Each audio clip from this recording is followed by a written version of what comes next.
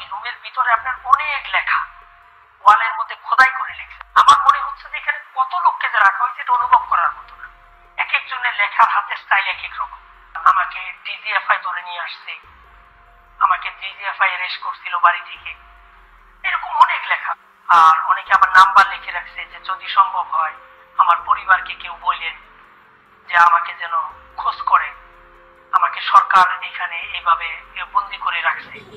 আমাকে 2017 সালের ইলেকশনের আগে আমি এয়ারপোর্ট যাচ্ছিলাম আমার মেয়েকে আনার জন্য। আমাকে 8-10 জন লোক বহুদিন ধরে ফলো করছিল। আমার গাড়ি ভেঙে ভেঙে আমাকে নিয়ে জোর করে 2টা পিস্তল থেকে আমাকে নিয়ে গেছে এবং আমাকে আয়না করে নিয়ে এসে এখানে রেখেছে। আমি যেহেতু সেনাবাহিনীর অফিসার এবং এই ঢাকারই অফিসার, আমি ঢাকা সেনাবাসী ছিলাম, আমি জানতাম কোথায় আমাকে রাখা হচ্ছে। এবং সেখানে প্রচন্ড নির্যাতন করা হতো লোকদেরকে। কয়েকজন গুটি কয়েক আমাদের পলিটিক্যাল অফিসার যারা সেনাবাহিনীর বাণিজ্য ডুবিয়ে দিয়েছে ডিজিএফআই থেকে তারা স্বার্থন্বেষী কতজন লোক মেরেছে তারা খোদাই জানে। পরের দিন রাতের বেলা আমাকে আবার ওই গুমের ওই যে সিঙ্গেল রুম, আয়না ঘরের যে সিঙ্গেল রুম, সেই রুম থেকে নিয়ে আবার অফিসারদের রুমে নিয়ে যায়। অফিসারদের রুমে যখন যাবে সবসময় চোখ বাঁধা, গুমের রুমে থাকা অবস্থায় চোখ খোলা রাখে। অফিসারদের রুমে যাওয়ার সময় সবসময় চোখ বাঁধা, কারণ কে জিজ্ঞাসাবাদ করতেছে, কে অফিসার, কে কি, কোনো কিছু বোঝার সুযোগ নাই।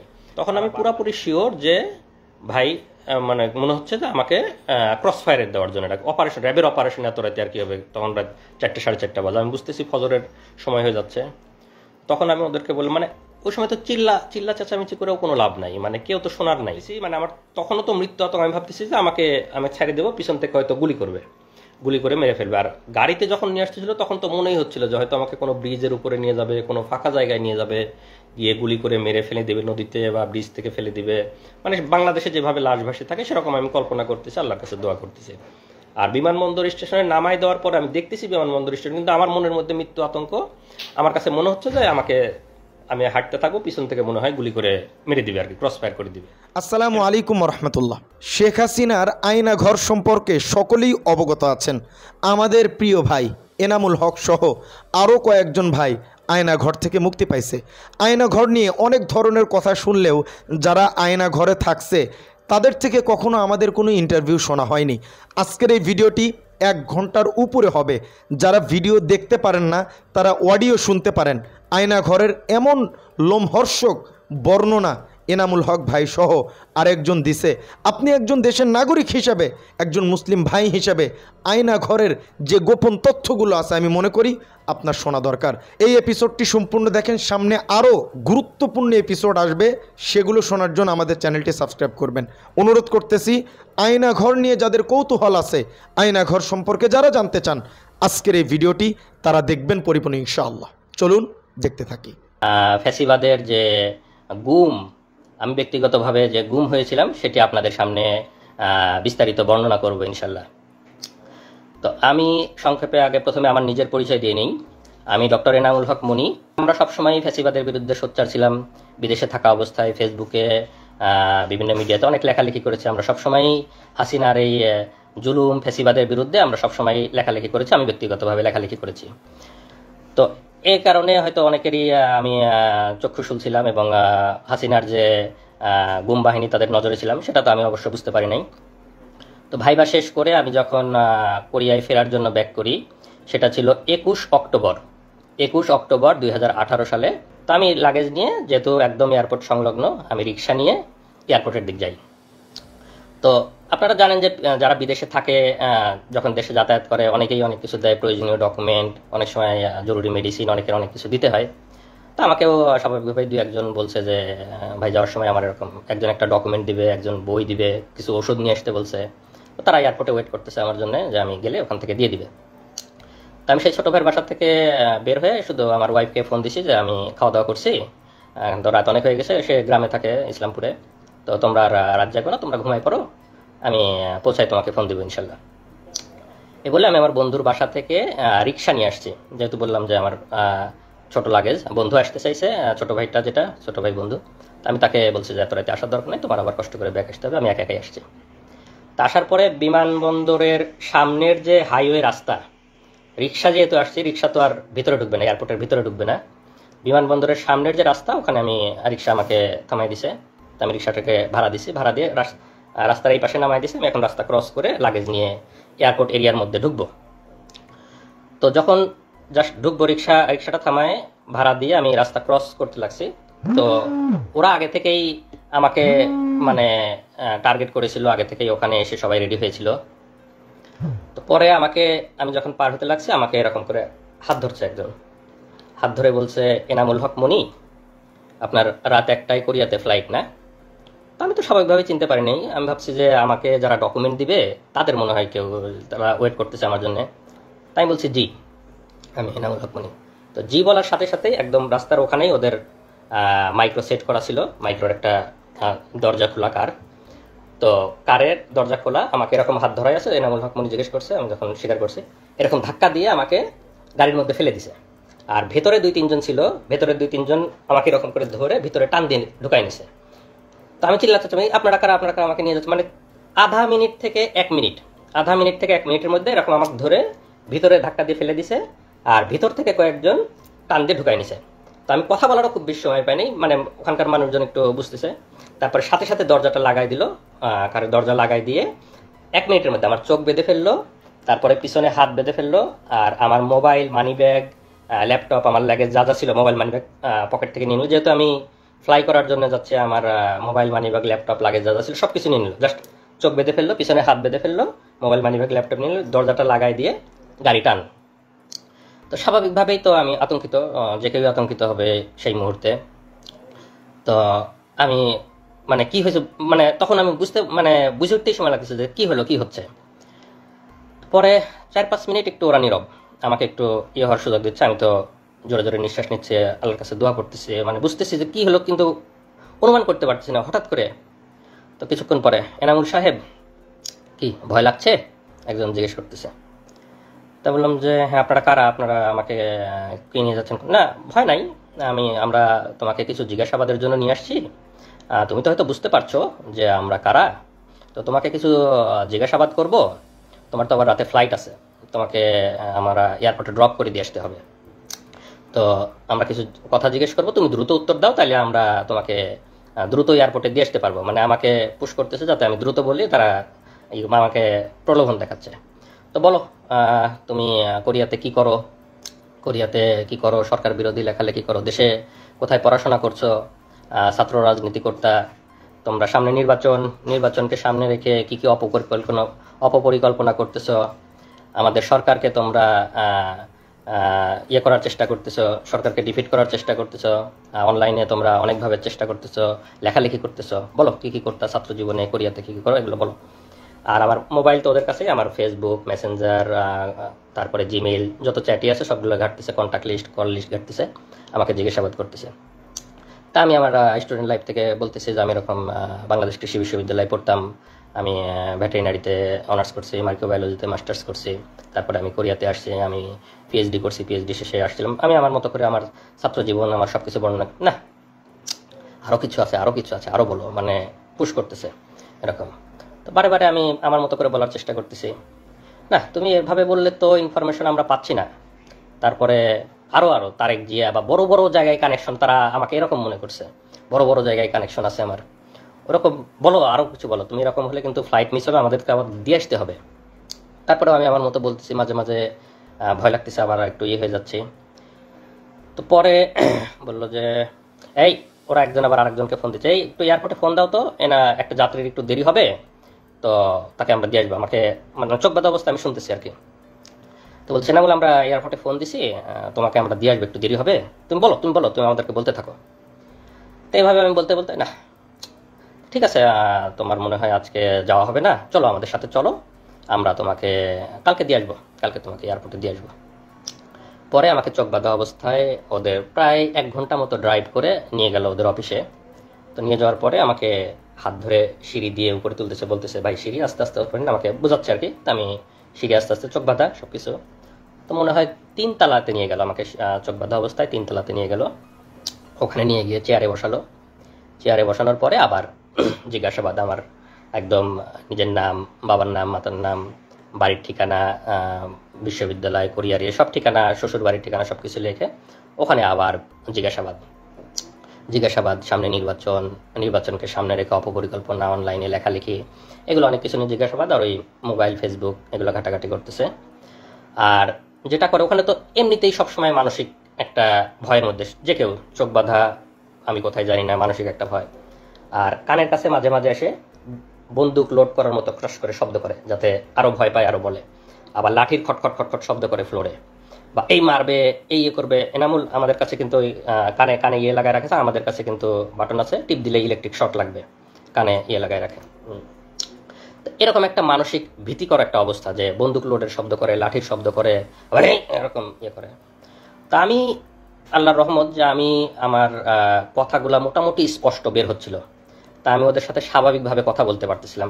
বেশি মানে যে একদম কথা জড়ো হয়ে আটকে গেছে এরকম না, ওই রকম হলে ওরা টর্চার আরো বেশি করে মারে। তা আমাকে সেরকম আর ইয়ে করতে পারে, আমাকে জিজ্ঞাসাবাদ করতেছে, আমি বলতেছি আমার মোবাইল, ইমেইল, চ্যাট বক্স সবকিছু ঘাটতেছে, এবং তারা ভাবতেছে আমি খুব শীর্ষ পর্যায়ের নেতা, শীর্ষ পর্যায়ের কানেকশন আছে, এগুলা বের করার চেষ্টা করতেছে, কিন্তু সেরকম কোনো কিছু ওরাই পাচ্ছে না। পরে সারা রাত ধরে জিজ্ঞাসা করার পরে আমাকে পরের দিন সকালে ওদের গুমের যে রুম, সেই গুমের রুমে নিয়ে রাখে। তো র্যাবের যে গুমে, আমি এখনো বলতেছি যে আমি এখনো তো র্যাব জানি না, আর একটু পরে বলবো, তারপর এই মুহূর্তে বলে রাখি র্যাব, কারণ আমার এখনো তো চোখ বাঁধা, আমি তো জানি না। তো গুমের রুমে যখন রাখলো, তো তখন ওখানে গিয়ে দেখি যে ওখানে আরো কয়েকজন বিভিন্ন জায়গা থেকে ওরা তুলে নিয়ে আসছে, গুম করে নিয়ে আসছে, তাদেরকেও রাখছে। তো আমাকে আর একজনের সাথে রাখলো, আমরা দুইজন এক রুমে। তো সাধারণত ওরা একজনকে এক রুমে রাখে, আমাকে আর একজনের সাথে রাখলো। তো আমরা দুইজন, সেই ছেলেটার বাড়ি কুমিল্লা, সে হয়তো কোনোদিন আসবে, এসে কথা বলবে আপনাদের সামনে। তো রাখার পরে আমাকে ওখানে সকালে নাস্তা দিল। তো নাস্তা তো স্বাভাবিকভাবেই খাওয়ার কোনো অবস্থা নাই, আমি আসি ওখানে মানে একদম হতভম্ব, কি হলো, আমি গতকালকে ফ্লাইট, আমি কোরিয়াতে যাব, আমার পিএইচডি এর শেষ থিসিস জমা দিতে হবে, এরকম সব চিন্তা করতেছি, একদম হতভম্ব।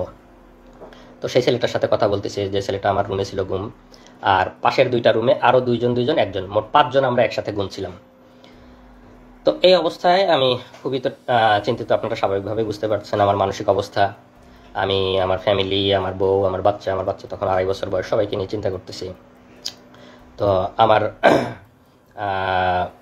মানে আমি কোনোভাবে মানে চেষ্টা করতেছি যে আমার ফ্যামিলিকে যদি একটু জানাইতে পারতাম যে আমি অন্তত বেঁচে আছি, বা আমি তো স্বাভাবিক যে আমি যে গতকালকে কোরিয়াতে যাই নাই, আমার ফ্যামিলি কিভাবে চিন্তা করতেছে, কান্না করতেছে, সেটা তো আমি ওখান থেকে বুঝতে পারতেছি, কিন্তু আমি তো তাদের কাছে পৌঁছাইতে পারতেছি না, কোনোভাবে জানাইতে পারতেছি না। তো সামনে যারা গার্ড দেয়, তখন আমার যখন গুমের রুমে দিছে, রুমের মধ্যে রাখছে, তখন আমার চোখ খুলে দিছে। তো চোখ খুলে দেওয়ার পরে সামনে মানে রডের দরজা, আর সামনে আর একটা সলিড দরজা থাকে। তো রডের দরজা লাগাই দিলে সামনে যারা নিরাপত্তা কর্মী থাকে তাদের দেখা যায়, আর মানে সলিড দরজাটা লাগাই দিলে দেখা যায় না। তো ওরা রডের দরজাটা লাগাই রাখছে, সামনে যারা নিরাপত্তা রক্ষী যারা হাঁটছে তাদেরকে দেখা যাচ্ছে। তো আমি তাদেরকে বারে বারে বলছি, তারা বলছে ভাই কোথা থেকে আসছেন, এটা জিজ্ঞেস করে। আমি বললাম যে আমি এরকম কোরিয়াতে পিএইচডি করতাম, গতকালকে ফ্লাইট ছিল, আমাকে এয়ারপোর্ট থেকে তুলে নিয়ে আসছে এরকম। তারপরে আমার ওয়াইফের বর্ণনা, আমার ছোট ছেলের কথা শুনে ওরাও একটু মানে মন নরম হয়েছে, আরে আপনার একটা ছোট ছেলে আছে এরকম ইয়ে। তো ওরা একটু মানে ভদ্র এবং আমাদের প্রতি খুবই সহমর্মী। তারাই করে ভাই আল্লাহ করেন, কোনো কিছু হবে না। মানে অফিসারগুলা মানে টপ লেভেলের, মানে হাসিনা বাইসে সবগুলা অফিসার একদম সর্বোচ্চ লেভেলের শুয়োরগুলোকে বসাইছে, কিন্তু যারা লোয়ার লেভেলের তারা অনেক মানে সিম্প্যাথেটিক এবং অনেক সহমর্মী, তারা আমাদের বিষয়গুলো বোঝে, তারা অনেক সান্ত্বনা দিচ্ছে, ভাই আল্লাহ করেন ঠিক হয়ে যাবে ইনশাল্লাহ, কিছুই হবে না, এরকম বোঝানোর চেষ্টা। আমি ওদেরকে অনেক অনুরোধ করি, ভাই আমার ওয়াইফ ওদিকে কান্নাকাটি করতেছে, ভাই আমার ওরা মরে যাবে, আমি অনেক একটু ওদেরকে যদি জানাইতে পারতাম, ভাই আমার ওয়াইফ একটু জানান যে আমি অন্তত বেঁচে আছি, এইটুক জানান ভাই। অনেক কান্নাকাটি করতেছে, অনেক রিকোয়েস্ট করতেছে। তো কোনো না ভাই, আমার ওদের কাছে মোবাইল, ওদের ডিউটিরত অবস্থায় মোবাইল আনার অনুমতি নেই, ভাই আমাদের মোবাইল আনার কোনো অনুমতি নাই, আপনি এগুলো বলেন না। এরকম সকাল থেকে দুপুর পর্যন্ত চলে যাচ্ছে, তাও কোনো ইয়ে হয় না। আমি তো বারে চেষ্টা করতেছি ওদেরকে রিকোয়েস্ট করে, মানে যেভাবেই হোক একটু ইয়ে করার। বারে আমার যে রুমমেট ছিল তাকে বলতেছি। পরে এক সময় একটা মানে যে গার্ড ছিল তার একটি হয়েছে, তো বলতেছে যে ভাই ঠিক আছে, আপনি কাজ করেন, আপনার নাম্বারটা আমাকে বলেন, আপনার ওয়াইফের নাম্বার, আমার তো এখন ডিউটি, আমি ডিউটি শেষ করে গিয়ে আপনার ওয়াইফকে বলার চেষ্টা করব। তো আপনি নাম্বারটা বলেন, আপনি কাউকে বলেন না, আমি আপনার ছোট ছেলে আছে, এটা শুনে আমার অনেক মায়া লাগছে, আমি আপনার ওয়াইফকে বলার চেষ্টা করি। তো আমি তাকে আমার ওয়াইফের নাম্বারটা বলি। তো সে একটু ওয়াইফের নাম্বারটা কোথাও লিখে নেয় যে আমি ডিউটি শেষ করে গিয়ে চেষ্টা করবো আপনার ওয়াইফকে। আমি অনেক কান্নাকাটি করছি, অনেক রিকোয়েস্ট করছি।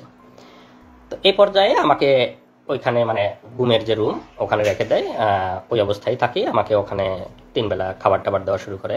তো ওরা খাবারটা স্বাভাবিক খাবার দেয়, ওদের যে অফিসার্স মেসে যে রান্নাগুলো হয় সেই রান্নাগুলা প্রতি বেলায় এসে আমাদেরকে খাবারগুলো দিয়ে যায়, স্বাভাবিক খাবার, ভালো খাবার, অফিসার্স মেসে যে রান্না হয় সেগুলো দিয়ে যায়। তো সকাল দুপুর রাত ওভাবে খাবার দিতে থাকলো, আমাকে ঘুমের রুমে ওভাবে রেখে দিল। তো এই পর্যন্ত আমার অধ্যায়ের একটু বিরতি, এরপরে আমার আরো বর্ণনা শুরু হবে। তো এই অবস্থায় তো আমার ওয়াইফরা ওদিকে কান্নাকাটি করতেছে, ওরা ওদিকে আমাকে খোঁজাখুঁজি করতেছে। ওদের কি অবস্থা আমার ওয়াইফের কাছে আপনারা এই পর্যায়ে একটু শুনুন, তারপরে আবার আমি বলবো। আসুন। আসসালামু আলাইকুম, আমি নাজনীন সুলতানা নিপা, এনামুল হক মনির ওয়াইফ। আসলে সেই দিনগুলো তো ভোলার মতো না। এখন হয়তো বর্ণনা করতে পারবো, কিন্তু সেই সময়টা কোনোভাবেই বোঝাতে পারবো না আপনাদেরকে। তো আমার হাজব্যান্ডের সাথে আমার লাস্ট কথা হলো 9:30টার দিকে, 9:23 আমার সাথে লাস্ট কথা হয়েছে। ও আমাকে বলছে যে ঘুমিয়ে পড়ো, আমি এয়ারপোর্টে কাজ শেষ করে তোমাকে কল দিব। তারপর আমি বাবুকে নিয়ে ঘুমিয়ে পড়লাম। রাত যখন 12টা বাজে আমার হুট করে ঘুম ভেঙে গেল। আসলে কেউ জার্নি করলে, পরিবারের কেউ জার্নি করলে তো ওরকম গভীর ঘুম হয় না। তো 12টার সময় আমার ঘুম ভেঙে গেল। আমি তখন মোবাইলটা নিয়ে তাকে কল দিলাম। তো তার মোবাইলে রিং হচ্ছে কিন্তু কল রিসিভ করছে না। আবার আমি মেসেজ দিয়েছি যে ফ্রি হলে আমাকে কল দিও, তখন 12টা বাজে, তার ফ্লাইট ছিল 1:05-এ। তো আমি যখন মেসেজ দিচ্ছি, মেসেজ সিন হচ্ছে, কল রিং হচ্ছে, কিন্তু কলও ধরছে না, মেসেজে রিপ্লাইও দিচ্ছে না।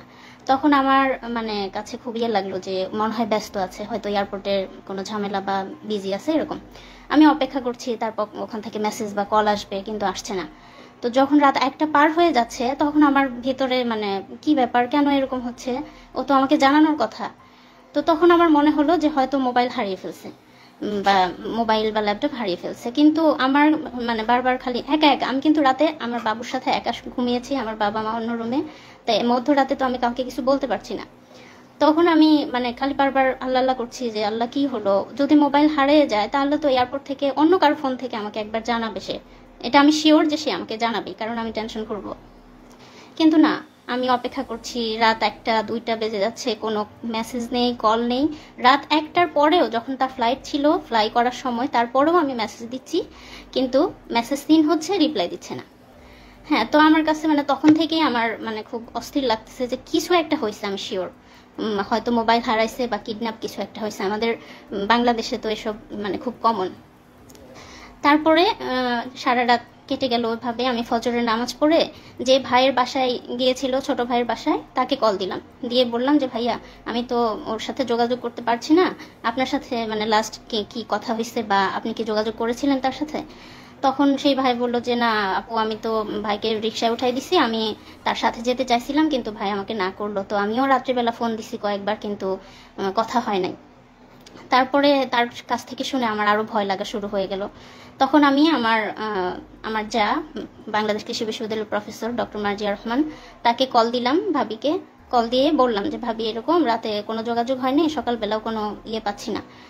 তো সকালবেলা আর ভাবি প্রথমে বলতেছে আমাকে যে ও তো খুব মন ভোলা, মনে হয় ফোন টোন হারিয়ে গেছে, তুমি চিন্তা করো না, ও ল্যান্ড করে কল দিবে ইনশাল্লাহ।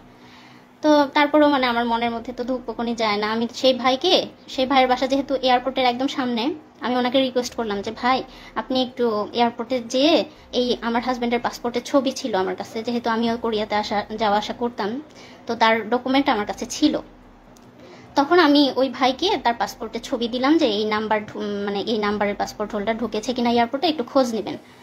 তো সেই ভাই তখন সকাল 7টার সময় এয়ারপোর্টে যায়, সেই নাম্বার দিয়ে খোঁজ নেয় এবং তারা বলে যে না এই লোক এয়ারপোর্টে ঢোকে নাই। তখন সকাল 7টা বাজে। তখন হলো আমি আমার আমার ভাবিকে আবার কল দিয়ে বললাম ভাবি এই অবস্থা, ও তো এয়ারপোর্টে ঢোকে নাই, আমি এরকম নিউজ পেলাম। তখন ভাবি বললো ঠিক আছে, তুমি ছবিটা পাঠাও পাসপোর্টের, আমিও খোঁজ নিচ্ছি, আমার অনেক স্টুডেন্ট আছে ওখানে। তারপর ভাবিও খোঁজ নিল এবং ভাবিও সেম উত্তর পেল। তারপর সবার টেনশন শুরু হয়ে গেল, তাহলে কোথায় গেল, কি হলো? তখন ভাইয়া ভাবি আমি প্রথম জানাইছি আমাদের পরিবারে, আমার ভাসুর এবং যাকে, বাকিরা তো টেনশন করবে। তখন ভাইয়া ভাবি তাদের মতো করে খোঁজ নিতে লাগলো, এবং এরপরেও কোনো খোঁজ নাই। এদিকে আমি বারবার শুধু ফোন টিপতেছি, আমার বাচ্চা খাচ্ছে না, আমার স্কুলে যাওয়ার সময় হয়েছে, আমি কোনো টাইম কয়টা বাজে আমি কিছুই জানি না। আমার মা হঠাৎ করে এসে বলতেছে স্কুলে যাবে না, এখনো তো খাইলে না, কখন যাবা? তখন আমি ঘড়ি দেখি যে 9:30 বাজে। ঠিক আছে। তো পরে আমি তখন প্রথম আমার মাকে বললাম যে আমি তো সাফওয়ানের আব্বুর সাথে কোনো যোগাযোগ করতে পারছি না। আমি প্রাইমারি স্কুলে জব করতাম, আমার নিজের স্কুল, আমার এলাকার। তো তখন আমার আম্মা শুনে তো মানে তখনই চিৎকার করে একদম কান্নাকাটি শুরু করে দিছে। এবং আস্তে আস্তে আমার অন্যান্য ভাসুর, আমার ভাইয়েরা যারা ঢাকায় থাকে, আমার কাজিনরা এবং আমার হাজবেন্ডের যে ফ্রেন্ডগুলোর সাথে আমার মানে যোগাযোগ করা, কি 2-1 জনের সাথে যোগাযোগ করলাম, সবাইকে তখন জানালাম যে তাকে খুঁজে পাওয়া যাচ্ছে না, তার সাথে কোনো যোগাযোগ হচ্ছে না। এবং কোরিয়াতে যারা যে ইউনিভার্সিটিতে উনি পিএইচডি করেছেন তাদেরকেও জানালাম। তখন তারাও এদিকে খোঁজ নিল। আমার হাজবেন্ডের কোরিয়াতে ল্যান্ড করার কথা ছিল সকাল 11টায়, মানে কোরিয়ান টাইম 11টায়, বাংলাদেশ টাইম হচ্ছে সকাল 8টায়। তো আমি যখন সকাল 8টা পার হয়ে গেল, সে ল্যান্ড করে নাই, এই খোঁজ পেলাম। এদিক কোরিয়া থেকেও মানে এয়ারপোর্টে খোঁজ নিচ্ছে তারা যে এরকম পাসপোর্ট হোল্ডার কেউ ল্যান্ড করছে কিনা, না তারাও মানে নেগেটিভ আনসার পারলো। এবং তারপর থেকে আমরা পুরোপুরি ধরে নিলাম সে মিসিং হয়েছে, কোনোভাবে কিডন্যাপ অথবা মলম পার্টি এই টাইপের কিছু একটা হবে। আমরা কখনোই কল্পনা করি নাই যে এটা রাজনৈতিক কিছু বা মামলা মোকদ্দমা মানে এই টাইপের কিছু হবে, গুম টাইপের, আমরা কখনোই ভাবিনি। তারপরে সকাল তো পার হয়ে দুপুর হয়ে গেল। আমার ভাসুর ময়মনসিংহ থেকে, আমার ভাসুর প্রফেসর মাহমুদুল আলম, তিনি হচ্ছে ঢাকায় গেলেন। আমার কাজিনরা, তার ফ্রেন্ডরা সবাই যে যার মতো করে হসপিটালে, থানা, রেলওয়ে স্টেশনে, যেখানে যেখানে খোঁজা দরকার, এয়ারপোর্টের সামনে প্রত্যেকটা দোকানে দোকানে জিজ্ঞেস করেছে, ছবি দেখিয়ে জিজ্ঞেস করেছে যে এনাকে দেখছে কিনা। মানে তখন আমাদের অবস্থা এমন যে কোনো একটা অ্যাক্সিডেন্ট হয়েছে বা কিডন্যাপ কিছু একটা হয়েছে, এরকম কোনো ধরনের ক্লু, কোনো মেসেজ, কোনো কল কিছুই পাইনি আমরা। তারপর সারাটা দিন এভাবে চলে গেল এবং বারবার টিভিতে নিউজ মানে দেখতেছি যে কোনো অজ্ঞাত লাশের খবর আসতেছে কিনা, এই টাইপের মনের মধ্যে কত চিন্তা আসতেছে বলার মতো না। তারপরে যাই হোক সারা দিন চলে গেল, কোনো খোঁজ পেলাম না। রাত পার হয়ে গেল, 22 তারিখ দিবাগত রাত, মানে রাত যখন 12টা বাজে, মানে 23 তারিখ শুরু হলো, রাত 12টার সময় আমার হাজবেন্ডের নাম্বার থেকে আমার মোবাইলে কল আসলো। আমার মোবাইলটা যেহেতু ওরা নিয়ে নিছে, আমাকে যখন কিডন্যাপ করছে, গুম করছে, তখনই তো আমার মোবাইল ল্যাপটপ নিয়ে নিছে। আমার মোবাইল তো ওদের কাছে, আমার মোবাইল থেকে ওকে কল দিছে। হ্যাঁ, আমাকে কল দেওয়ার পরে মানে তারা বলতেছে যে আপনি কি এনামুল হক মনির ওয়াইফ?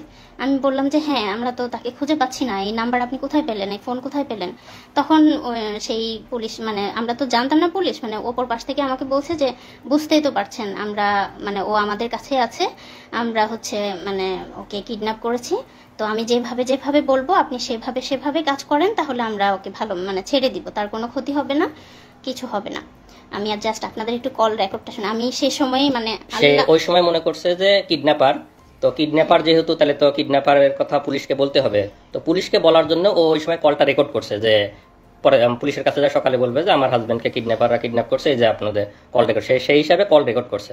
তো সেই কথাটা কি ছিল আপনারা শোনেন, ওর কল রেকর্ডটা আছে, কল রেকর্ডটা আমরা এখন লাইভের এখানেই প্লে করে দিচ্ছি। আমি জামালপুর। আচ্ছা, জামালপুর থাকেন, সমস্যা নাই। জি। তো এখন এনামুলকে আমরা ছাড়ার ব্যাপারে ফোন করছি, ঠিক আছে? ঘটনা কি সেটা এখন জানার দরকার নাই। ঘটনা এনামুল বাসায় গেলে, বাড়িতে গেলে তারপরে বলবে। আচ্ছা, এখন কিছু বলতে পারবো না আমরা, ঠিক আছে? ও ভালো আছে তো ভাইয়া?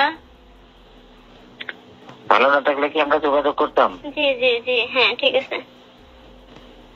আমি একটু কথা বলতে চাই ভাইয়া, একটু খালি মোর মুখটা খালি শুন ভাইয়া, আমি মরে যাচ্ছি একদম, একটু কথা বলতে দিবেন ভাই?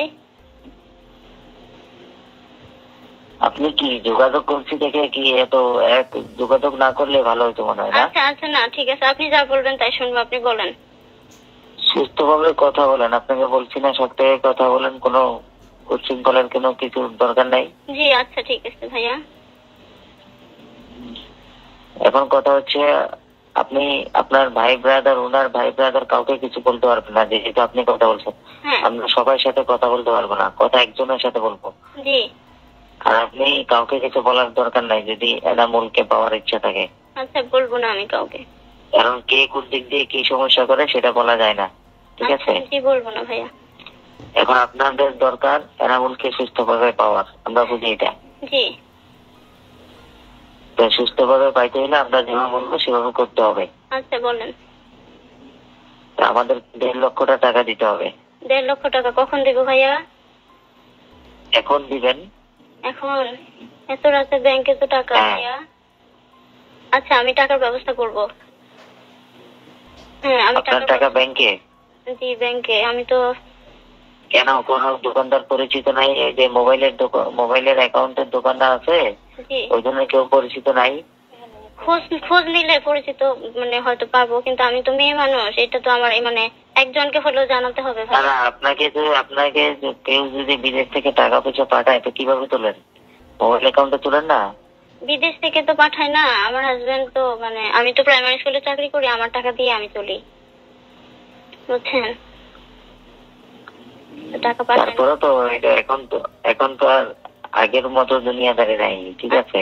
জি আমি যেভাবে হোক পাঠাই দিব ভাই, এখনই আজকেই পাঠাই দিব ইনশাল্লাহ। আপনি দেখেন, চেষ্টা করেন, যদি পাঠাতে পারেন আমরা রাতের মধ্যে ছেড়ে দিব।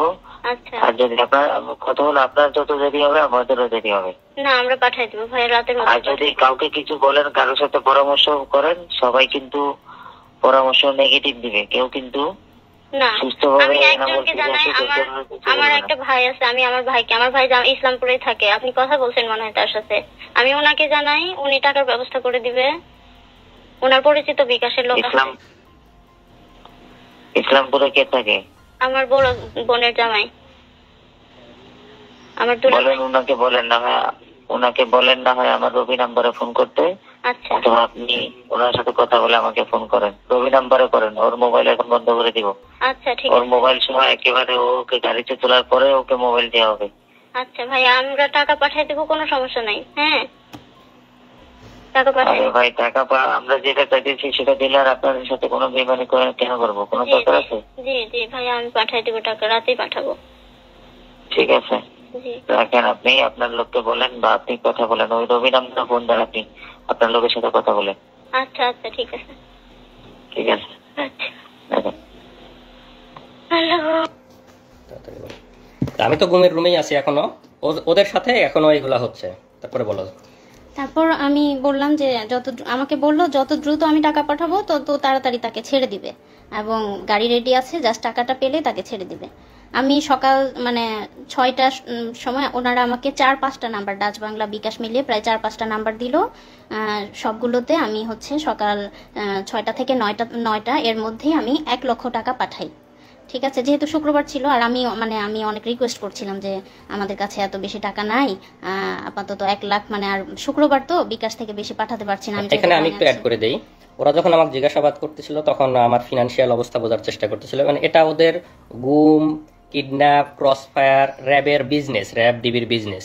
ওরা গুম করে নিয়ে গিয়ে ফিনান্সিয়াল অবস্থা বুঝে, আর্থিক অবস্থা বুঝে, মানে ক্রসফায়ার দিবে না বা মেরে ফেলবে না, এই বিনিময়ে ফ্যামিলির অবস্থা বুঝে যার কাছে যত পারে মানে টাকা পয়সা মানে বিজনেস করে নেয়।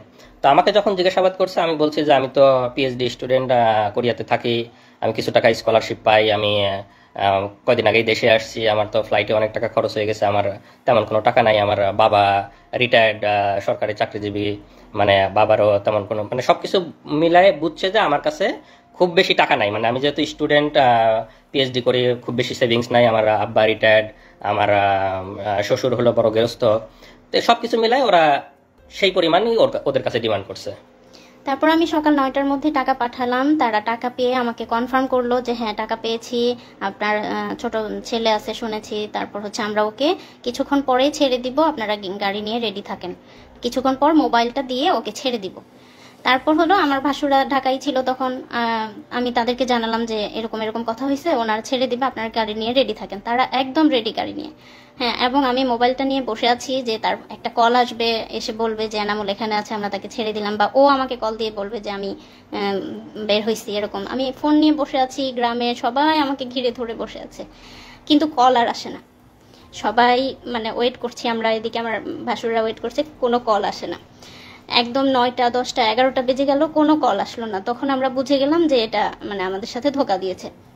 তারপর যে নাম্বারগুলোতে টাকা পাঠালাম সবগুলো নাম্বার বন্ধ, যে নাম্বারে কথা বলেছি ফোনে সেটাও বন্ধ, এবং আমরা সেই নাম্বারগুলো ট্র্যাক করার চেষ্টা করেছি। নাম্বারের কোনো মানে ঠিকানা বা আইডি কার্ড যে রেজিস্ট্রেশন করা হয়েছে যে নাম দিয়ে, সেগুলো আমরা খোঁজার চেষ্টা করেছি, সেই কোনো নাম্বারে কোনো রেজিস্ট্রেশন ছিল না সেই সিমগুলোতে। তো তারপর যাই হোক দুপুর পর্যন্ত এরকম হলো। তখন পর্যন্ত আমরা তো মানে কিডন্যাপার হিসেবেই চিন্তা করেছিলাম। যখন দুপুরে টাকা পয়সা নেওয়ার পরেও ছেড়ে দিল না বা কোনো খোঁজ পেলাম না, তখন আমাদেরকে আমাদের অনেক শুভাকাঙ্ক্ষী, আমার হাজব্যান্ডের ফ্রেন্ড এবং তার ছোট ভাই বড় ভাই সবাই মিলে আমাকে ফোন করে বলতেছে যে আপু এটা না, এটা হচ্ছে কিডন্যাপ না, ভাইয়াকে সম্ভবত গুম করা হয়েছে, আমরা ধারণা করতেছি, এবং ইলেকশনের আগে এগুলো খুব বেশি করা হচ্ছে। আর হচ্ছে এই মুহূর্তে আমাদের যত বেশি মানে ভাইরাল বা মিডিয়াতে প্রচার করব তত বেশি মানে ভাইয়ের জন্য ভালো, না হলে খারাপ কিছু হয়ে যেতে পারে। তো তখন আমি ফ্যামিলির সাথে কথা বলে তাদেরকে অনুমতি দিলাম, এবং সেই মুহূর্তে কোরিয়া, বাংলাদেশ এবং TV channel, news paper, daily star, প্রথম আলো সব জায়গায়, ফেসবুক সব জায়গায় ভাইরাল হয়ে গেল। আমরা প্রচার করলাম যে তাকে পাওয়া যাচ্ছে না এয়ারপোর্টের সামনে থেকে, মানে এয়ারপোর্টে যাওয়ার পর থেকে তাকে আমরা আর খুঁজে পাচ্ছি না, এরকম নিউজ হলো একদম, মানে কোরিয়া, বাংলাদেশ সব জায়গায় একদম ভাইরাল হয়ে গেল। তারপর হচ্ছে তারপরটা অনেক বলবে। সে সময় আসলে অনেক পত্রিকা, টিভি মিডিয়া, যেহেতু আমি বিশ্ববিদ্যালয়ে করতাম, আমার বন্ধু, বড় ভাই, ছোট ভাই অনেকে সাংবাদিক ছিল, কোরিয়াতে অনেক সাংবাদিক বন্ধু ছিল। তো সবাই মানে যার যার অবস্থান থেকে চেষ্টা করে, সবাই নিউজ করে, অনেকটা ভাইরাল মতো হয়ে যায়। সেই 2018 সালে যাদের মনে আছে, এখানে একটা জাস্ট নিউজ আমার, যে এখানে ইংলিশ একটা নিউজ পেপার, যে পিএইচডি স্টুডেন্ট গোজ মিসিং, প্রথম আলো সহ অনেক জায়গায় আসে যে কোরিয়াতে ফেরার পথে পিএইচডি স্টুডেন্ট অপহরণ হয়ে গেছে। তো নিউজগুলো অনেকটা ভাইরাল মতো হয়ে যায়।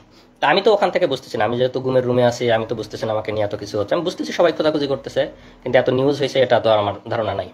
তো ওখানে একবার কারারক্ষী মানে যে গার্ড থাকে, সে একবার এসে জিজ্ঞেস করতেছে আপনি কি পিএইচডি স্টুডেন্ট নাকি, মানে ডিউটি চেঞ্জ হয়েছে অন্য একজন। তাই বললাম যে হ্যাঁ। আচ্ছা, আপনাকে নিয়ে অনেক লেখালেখি হচ্ছে, আপনার বন্ধু টন্ধু আছে নাকি সাংবাদিক? তোমাকে হ্যাঁ, তো বিশ্ববিদ্যালয়ে পড়ছে, অনেক সাংবাদিক বন্ধু আছে। তা একটু খালি মানে বুঝতে পারলাম যে মনে হয় আমাকে নিয়ে অনেক লেখালেখি হচ্ছে। এরপরে আসল মানে যে এতক্ষণ তো বললাম যে আমাকে উপরে একটা রুমে রাখছিল, যেখানে আমরা 2 জন ছিলাম এক রুমে, এবং সর্বমোট 5 জন ছিলাম পাশাপাশি রুমে। এরপরে আমাকে যে আয়নাঘর আমরা যেটা আসলে বুঝি যে গুমের যে স্পেশাল রুম, সেই স্পেশাল রুমে আমাকে নিয়ে যায়, রাখে, চোখ বেঁধে নিয়ে যায়।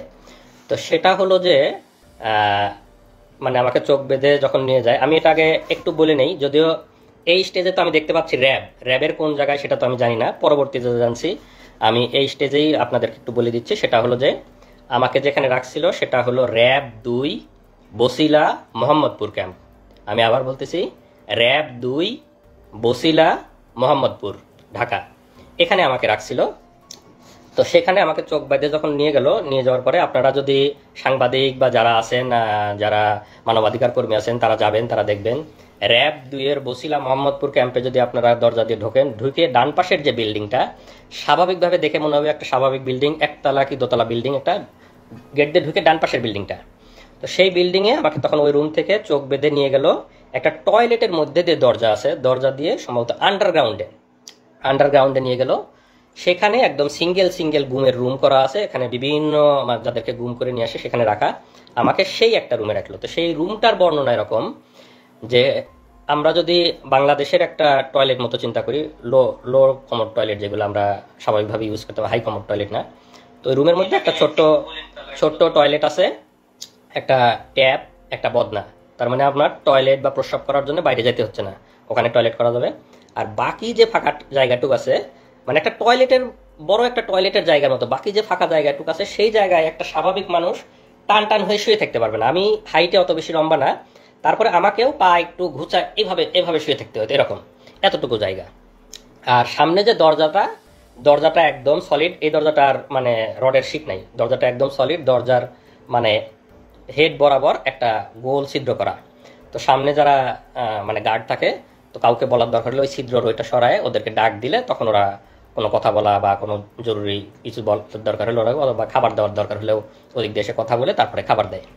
তো ওইটা হলো একদম স্পেশাল রুম গুমের, যে একদম মানে ভাষায় বর্ণনা, আপনারা আয়নাঘরের অনেক ছবি হয়তো ইয়েতে নেত্র নিউজে বা বিভিন্ন জায়গায় দেখছেন, আগামীতে আরও আসবে, আপনারা হয়তো ভিডিও দেখতে পারবেন, সাংবাদিক মানবাধিকার কর্মীরা যাবেন, সেগুলো ভিডিও করে নিয়ে আসবেন। তো একদম যেটা বর্ণনা দিলাম, একটা ছোট টয়লেট এবং বাকি যে ফাঁকা জায়গাটুকু থাকে, কষ্টে মষ্টে পা ভাস করে একজন মানুষ শুয়ে থাকতে পারে। তা আমাকে ওখানে রাখার পরে একা ওই রুমগুলো হলো সিঙ্গেল ইউনিট, একা রাখলো। তো স্বাভাবিকভাবে ওখানে তো সবসময় মৃত্যু আতঙ্ক, মানে কখন মেরে ফেলবে, কখন মানে সবসময় কল্পনা যে মেরে কোথায় লাশ ফেলে দেবে, কেউ টের পাবে। বাংলাদেশে যা হয় মানে লাশ ভাসতেছে, গুম হয়ে যাচ্ছে, নিখোঁজ হচ্ছে, কে কোথায় মারা যাচ্ছে, কার কোথায়, সেগুলো সবসময় চিন্তা হচ্ছে। তো পরের দিন রাতের বেলা আমাকে আবার ওই গুমের ওই যে সিঙ্গেল রুম, আয়না ঘরের যে সিঙ্গেল রুম, সেই রুম থেকে নিয়ে যায়, নিয়ে আবার অফিসারদের রুমে নিয়ে যায়। অফিসারদের রুমে যখন যাবে সবসময় চোখ বাঁধা, গুমের রুমে থাকা অবস্থায় চোখ খোলা রাখে। অফিসারদের রুমে যাওয়ার সময় সবসময় চোখ বাঁধা, কারণ কে জিজ্ঞাসাবাদ করতেছে, কে অফিসার, কে কি, কোনো কিছু বোঝার সুযোগ নাই। তারা বাংলাদেশি না ভিনদেশি তাও বোঝার সুযোগ নাই। এবং আমার কাছে যথেষ্ট সন্দেহ হয়েছে যে তাদের মধ্যে কিছু ভারতীয় মানে র বা এদের থাকতে পারে, এবং এদের জিজ্ঞাসাবাদ, এদের টেকনোলজি, মোবাইল সার্চিং, এগুলো এত ইন্টেলেকচুয়াল, এত দক্ষ, আমার কাছে মনে হয় না যে বাংলাদেশিরা এত দক্ষ হতে পারে। তাদের মধ্যে দুই একজন মানে ভারতীয় রয়ের গুপ্তচর থাকা অসম্ভব কিছু না, আমার কাছে মনে হয়েছে। হ্যাঁ, বা এবং ভাষাটাও সবসময় একদম পিওর বাংলা মনে হয় নাই, কয়েকজন কথা বলতেছিল। যাই যেটা বললাম যে মানে অফিসারদেরকে আমরা যেহেতু দেখতে পাচ্ছি না, তাদের বর্ণনা দেওয়ার তো সুযোগ নেই এই স্টেজে। তো সেখানে এরা রাতভর আবার আমাকে জিজ্ঞাসাবাদ করে, এবং সেদিন মানে ফিজিক্যাল টর্চার করে নাই, ভয়াবহ মানসিক টর্চার করছে। যেটা বললাম যে বন্দুকের গুলির শব্দ, লাঠির শব্দ, মানে কানে ইলেকট্রিক শক দেওয়ার মতো শব্দ, ভয়াবহ মানসিক টর্চার করে। এবং আমাকে প্রায় হয়তো আনুমানিক রাত 12টার দিকে আবার এনে গুমের রুমে রেখে দেয়। তো সেই দিন আমি মানে মোটামুটি এমনিতে অনেক আতঙ্ক ভয়, সেদিন মনে হলো যে আজকে মনে হয় খারাপ কিছু করতে পারবো। জিজ্ঞাসাবাদের ধরন বা সবকিছু মিলাই খুব মানে ভীতিকর একটা অবস্থা। তো এসে কোনো মতো শুয়ে আছে, ঘুমাই না, ঘুম তো আসার কোনো সুযোগই নাই ওখানে। তো যে অবস্থা, হয়তো ক্লান্ত হয়ে গেলে চোখটা একটু বুঝে আসে। তা আমাকে শেষ রাতের দিকে, রাত 4:30 বাজে, তখন আবার এসে দরজায় মানে র্যাবের একজন নক করছে, ভাই আপনি আসেন, আপনাকে নিয়ে দ্রুত অপারেশনে যাইতে হবে।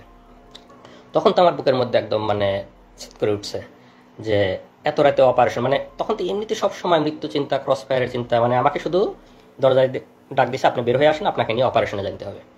তখন আমি পুরোপুরি শিওর যে ভাই মানে মনে হচ্ছে যে আমাকে ক্রস ফায়ারের দেওয়ার জন্য অপারেশন, র্যাবের অপারেশন এত রাতে আর কি হবে। তখন রাত 4টে 4:30 বাজে, আমি বুঝতেছি ফজরের সময় হয়ে যাচ্ছে। তখন আমি ওদেরকে বললাম, মানে ওই সময় তো চিল্লা চেঁচামেচি করেও কোনো লাভ নাই, মানে কেউ তো শোনার নাই। তখন আমি ওদেরকে বললাম যে ভাই একটু দেরি করেন, এখনই তো মানে আজান হয়ে যাবে, আমি ফজরের নামাজটা পড়ে নিই, আমি নামাজটা পড়ে বের হই। জীবনের মানে আমি একদম পুরোপুরি শিওর। আমি এখন হয়তো বলতে বলতে আমাদের অশ্রু শুকাই গেছে, মানে প্রথম যখন বলতাম আমি কান্নাকাটি করতাম আমার ওয়াইফের কাছে, সবার কাছে যখন বর্ণনা করছি, এখন বলতে বলতে মানে আমার অশ্রু শুকাই গেছে, হয়তো বা সেই এক্সপ্রেশনটা আসতেছে না যে মানে প্রথম দিকের আমার কি অবস্থা ছিল। আমি শতভাগ শিওর যে আমাকে ক্রস ফায়ারের জন্য নিয়ে যাচ্ছে, শুধু বলছে যে আপনি বের হন, আপনাকে নিয়ে অপারেশনে যেতে হবে। তা আমি ওদেরকে বললাম যে ভাই আমাকে একটু সময় দেন, আমি নামাজটা পড়ে বের হই, জীবনের শেষ নামাজ, আমি পড়ে বের হই। আমি একদম মানে চিল্লা চেঁচামেচি করে তো কেউ শোনার নাই। পরে আমি সুন্দর করে অজু করছি, অজু করে যখন টয়লেটে নিয়ে গেছে, ওরা চোখ বেঁধে হাত ধরে ধরে নিয়ে যায়। ওখানে গিয়ে আমি একটা খোয়া পাইছি, আমাদের যে খোয়া থাকে, তো খোয়াতে আমি টয়লেটের দেয়ালে মানে একটা নাম্বার লিখে, মানে আমার ওয়াইফের নাম্বারটা লিখে আসছি। মানে আমার কাছে মনে হচ্ছে যে আমাকে তো ক্রস ফায়ার দিয়ে দিবে, আমার ওয়াইফ বা আমার ফ্যামিলি মেম্বার কেউ কোনোদিন জানতেও পারবে না আমি কোথায় ছিলাম, কিভাবে মারা গেছি।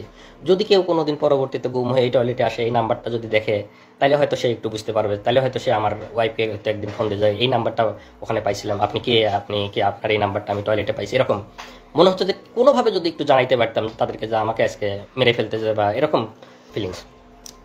তা আমাকে বলে যে ভাই তাড়াতাড়ি করেন, আপনি তাড়াতাড়ি নামাজ পড়েন, আপনি তাড়াতাড়ি নিয়ে যেতে হবে, স্যাররা ওয়েট করতেছে। তা আমি অজু করে একদম ফজরের নামাজটা পড়লাম। আমার মানে সেই শেষ নামাজের যে কি ফিলিংস, এটা আমি মানে ভাষায় প্রকাশ করতে পারবো না। আমি একদম কনফার্ম আমাকে ক্রস ফায়ারে নিয়ে যাচ্ছে, এটা আমার জীবনের শেষ নামাজ। সেই নামাজের যে কি মানে ফিলিংস, সেটা আমার মানে এই মুহূর্তে বলার ভাষা নাই। নামাজ পড়ে আল্লাহর কাছে একদম অঝোরে কান্নাকাটি করে আল্লাহর কাছ থেকে জীবনের যত গুনাহ আছে সব মাপ চেয়ে একদম বিদায় নিয়ে যাচ্ছি। আল্লাহ তুমি আমার সব গুনাহ মাফ করে দিও, আমার বউ বাচ্চাকে দেখে রাখো, মানে একদম মৃত্যু পথযাত্রী মানুষের দোয়া যা হয়, আমি একদম দোয়া করে নামাজ পড়ে বের হলাম। আমাকে চোখ বেঁধে নিয়ে বের হলো। বের হওয়ার পরে আমি দেখলাম যে 3টা গাড়ি সাজানো, র্যাবের 3টা গাড়ি, সামনে, মাঝখানে, পিছনে। তো 3টা গাড়ি সবাই অস্ত্র সজ্জিত হয়ে ওখানে দাঁড়ায় আছে র্যাবেরিয়ে, কেউ হয়তো কাটার নিয়ে দাঁড়ায় আছে, কেউ হাতুড়, কেউ এরকম। তা আমার কাছে মনে হচ্ছে যে আমাকে ক্রস ফায়ার দিয়ে মারবে, যে কাটারগুলো দিয়ে হাত পা এগুলো কাটবে, মানে অঙ্গ প্রত্যঙ্গ বিচ্ছিন্ন করে ফেলবে, মানে বিভিন্ন রকমের অস্ত্র নিয়ে দাঁড়ায়, স্বাভাবিকভাবে ভীতিকর। আমাকে চোখটা এমনি বাইদে, ওখানে একটু দেখার মানে চোখটা খোলা ছিল জন্য সবগুলো দেখছি। আমার চোখ বাইদে মাঝখানের গাড়িতে তুললো, ওরা সামনের গাড়ি, পিছনের গাড়ি, মাঝখানের গাড়িতে আরও কিছু উঠলো, আমাকে নিয়ে গাড়ি নিয়ে টান দিল। এটা হলো হয়তো ভোর 5টা মতো বা 4:30 থেকে 5টা আনুমানিক আর কি। তো গাড়ি চলতেছে চলতেছে, আমি একদম অঝোরে শুধু আল্লাহর কাছে হাত তুলে দোয়া করতেছি, মানে জীবনের শেষ মুহূর্তের যত মাপ চেয়ে নেওয়া, জীবনের শেষ মুহূর্তের যত দোয়া আল্লাহর কাছে করতেছে। আর পাশের যারা আছে তারা সান্ত্বনা দিচ্ছে, ভাই কান্না করেন না, আল্লাহ আল্লাহ আল্লাহ শিখ করে, তারা তখনও সান্ত্বনা দিচ্ছে। আর আমি অজোরে আল্লাহর কাছে শুধু দোয়া করে যাচ্ছি এরকম। আমি তো জানি যে আমাকে ক্রস পারে নিয়ে যাচ্ছে, শেষ মুহূর্তে যত আল্লাহর কাছে মাপ চেয়ে নেওয়া যায়। তো এইভাবে প্রায় 1 ঘন্টা মতো গাড়িটা চললো। চলার পরে কোথায় যেন থামলো। তো আমার যেহেতু চোখ বাঁধা, আমি তো বুঝতে পারতেছি না কোথায় থামলো। তো গাড়ি থামানোর পরে ওরা মনে হলো যে 10-15 মিনিট কোথায় যেন গেছে আশেপাশে, মানে আমার সাথে 2-1 জন রেখে বাকিরা কোথায় যেন গেলো 10-15 মিনিট। তো 10-15 মিনিট পরে এসে আমাকে গাড়ি থেকে নামানোর পরে তো তখন আমাকে যেহেতু এয়ারপোর্ট থেকে তুলে নিয়ে গেছিলো, আমার লাগেজ, আমার ল্যাপটপের ব্যাগ সব কিছু আমার হাতে, আমার লাগেজটা ধরাই দিল, কাঁধে ল্যাপটপের ব্যাগটা দিল, আমার মোবাইলটা দেয়নি, মোবাইলটা দিলে যদি কোথায় কল দেই। তো ওই সময় আমার চোখটা খুলে দিল। চোখ যখন খুলে দিল তখন আমি দেখি আমাকে নামাই দিছে বিমানবন্দর স্টেশন, এয়ারপোর্টের অপোজিটে যে বিমানবন্দর স্টেশনের সামনে নামাই দিছে। তো এটার কারণ হলো যেহেতু আগের দিন সব জায়গায় নিউজ হয়ে গেছে যে কোরিয়াতে ফেরার পথে পিএইচডি গবেষক অপহরণ হয়েছে, আমার বাড়ি পাবনাতে, আমাকে বিমানবন্দরের সামনে থেকে পাওয়া যাচ্ছে না, বিমানবন্দরে যাওয়ার পথে পাওয়া যাচ্ছে না, এরকম নিউজ হয়েছে। এই জন্য ওরা আমাকে বিমানবন্দর স্টেশনের সামনে নামাই দিছে। নামাই দিয়ে তখন আমাকে বলতেছে যা, তোর যেখানে খুশি যা। আচ্ছা, আরেকটা জিনিস, ওই নামানোর আগে গাড়ির মধ্যে আমার হাতে একটা দিয়ে, ওই শয়তানটার নামটা আরেকটু পরে বলবো, মানে চরমভাবে একটা চাপ দিচ্ছে, একটা কি যেন একটা ডিভাইস আমার সবগুলো আঙ্গুলের মধ্যে দিয়ে, মানে মনে হচ্ছে সবগুলো আঙ্গুল ভেঙে ফেলতেছে যাতে আমি শক্ত করে কোনো কিছু ধরতেও না পারে আমার লাগেজটা কোনো মতো। তো চরমই আমি তো অনেক চেঁচামেচি করে গাড়ির মধ্যে আর কি। পরে নামাই দিয়ে লাগেজ ধরাই দিল, কাঁধে আমার ল্যাপটপের ব্যাগ, বলে যা যেখানে খুশি যা। পরে আমি তাকায় দেখলাম বিমানবন্দর স্টেশন।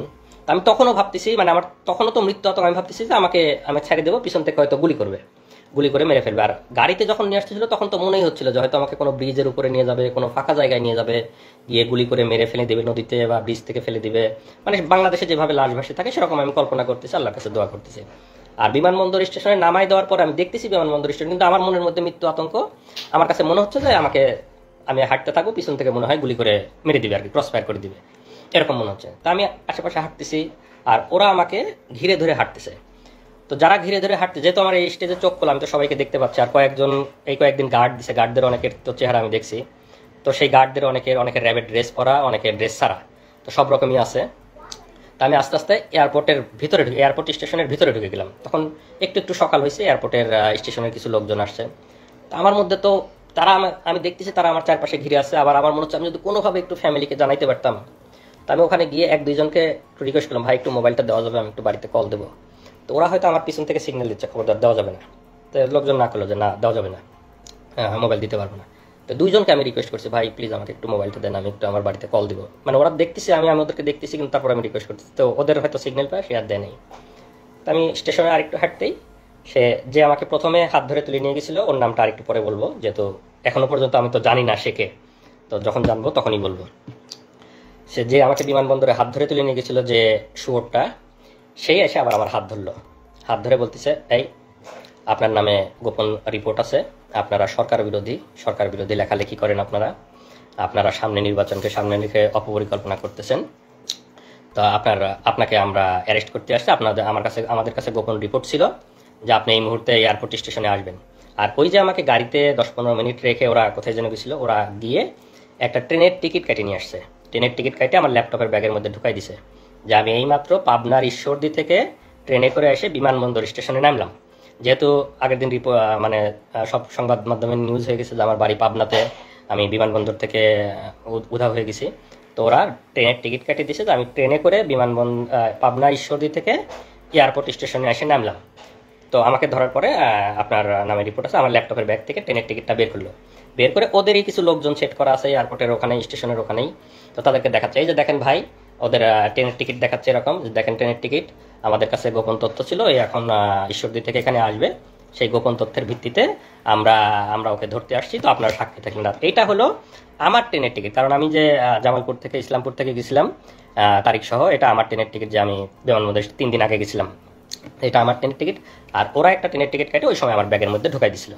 তো ঢুকাই দিয়ে লোকজনকে দেখালো যে ট্রেনের টিকিট আপনারা সাক্ষী থাকলেন, ও এখন ঈশ্বরদী থেকে আসছে, এই সময় আমরা ওকে ধরে নিয়ে যাচ্ছি। তো কয়েকজন সাক্ষী রাখতে হয় ওখানে, ওদেরই 2-1 জন পানের দোকানদার বা আশেপাশে যারা এই যে আপনাদের নাম দাম লিখে নিয়ে গেলাম, আপনারা সাক্ষী। সাবিনা কোন হ্যাঁ, সাবিনা কনফেকশনারি বিমানবন্দর স্টেশনে একটা সাবিনা এখনো আছে কিনা জানি না। তো ওইখান থেকে আমাকে ওদের দু একজন সাক্ষী লিখিত রাখলো। আর ওখানে লোকজন আবার ওদেরই লোকজন নাটক সাজাচ্ছে, ওরা দেখাচ্ছে যে ওই মোবাইল বের করে, এই যে দেখেন ভাই ফেসবুকে এরা বিভিন্ন সরকার বিরোধী লেখালেখি করে, যে ফেসবুকে আপনারা দেখেন এরা বিভিন্ন গুজব ছড়ায়, মানে সরকার বিরোধী অপপ্রচার করে, এরকম মানে লোকজনকে বলতেছে। আর লোকজন অনেকে আগে আসে, হায় রে সরকার এত উন্নয়ন করে তারপরেও ছেলেরা সরকারের বিরুদ্ধে লেখে, এরকম দু একজন বলতেছে। তা আমি ওদেরকে আবার আপনারা ওদের লোক আপনারা জান, আপনারা মানে ওদের এখানে নাটক করতেছেন, আমি ওদেরকে চিল্লাপাল্লা করতেছি। যখন আমাকে বলতেছে যে আপনার নামে রিপোর্ট আছে, আপনাকে আমরা ধরতে আসছি, আমি তখন চিল্লাপাল্লা করছে যে আমাকে গ্রেপ্তার করতে আসছেন, মানে আমি তো 3 দিন আপনাদের ওখানে ঘুমছিলাম, এখানে আমাকে এনে নাটক করতেছেন, মানে আমি খুব চিল্লাপাল্লা করছি। আশেপাশের লোকজন অন্তত যাতে জানে যে আমাকে ওরা 3 দিন ধরে ঘুম করে। আমার খালি মনে হচ্ছে কেউ যদি আমার একটু ছবি তুলে মানে নিউজে দেয় বা ফেসবুকে দেয়, অন্তত আমার ফ্যামিলি বা পরিচিত কারো না কারো নজরে আসবে। আমি খুব চিল্লাপাল্লা করছি, ভাই আমাকে গুম করে রাখছিল, এরা আমাকে গুম করে রাখছিল, আমাকে ক্রস ফায়ারে দিবে, ভাই আমাকে মারি ফেলবে, কেউ আমার একটু ছবি তোলেন, কেউ একটু ফেসবুকে দেন, আমি এরকম চিল্লাবো। ওরা আমার মুখ চাপে ধরার চেষ্টা করছে, চুপ চুপ চুপ এরকম, মানে 2-1টা কিল ঘুষিয়ে দিচ্ছে আমাকে।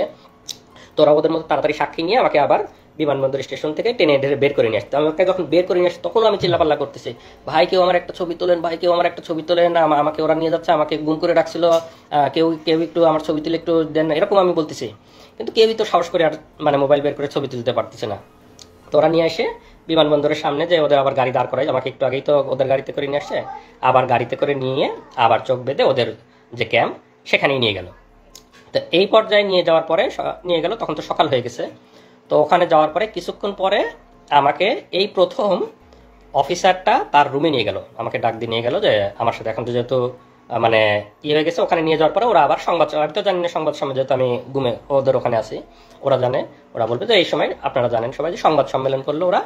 ওরা সংবাদ সম্মেলন ডাকে, সব সাংবাদিক ডাকে, সব ওদের, যেহেতু তখন তো দালাল মিডিয়া ছিল, এখন ইনশাল্লাহ মিডিয়া সত্য কথা বলবেন, আপনারা সত্য কথা লিখবেন।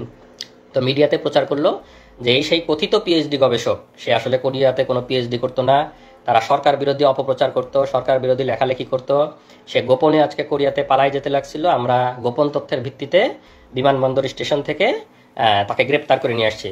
তো এরকম সরকার মানে তাদের মতো করে সাজায় তারা সংবাদ সম্মেলন করে বিভিন্ন মিডিয়াতে দিয়ে দেওয়ার পরে ওখানে আমি তো এগুলো জানি, যেহেতু আমাকে ওখানে রাখছে, তারপরে আমাকে অফিসারটা তার রুমে ডাকলো চোখ খোলা অবস্থায়, এই প্রথম।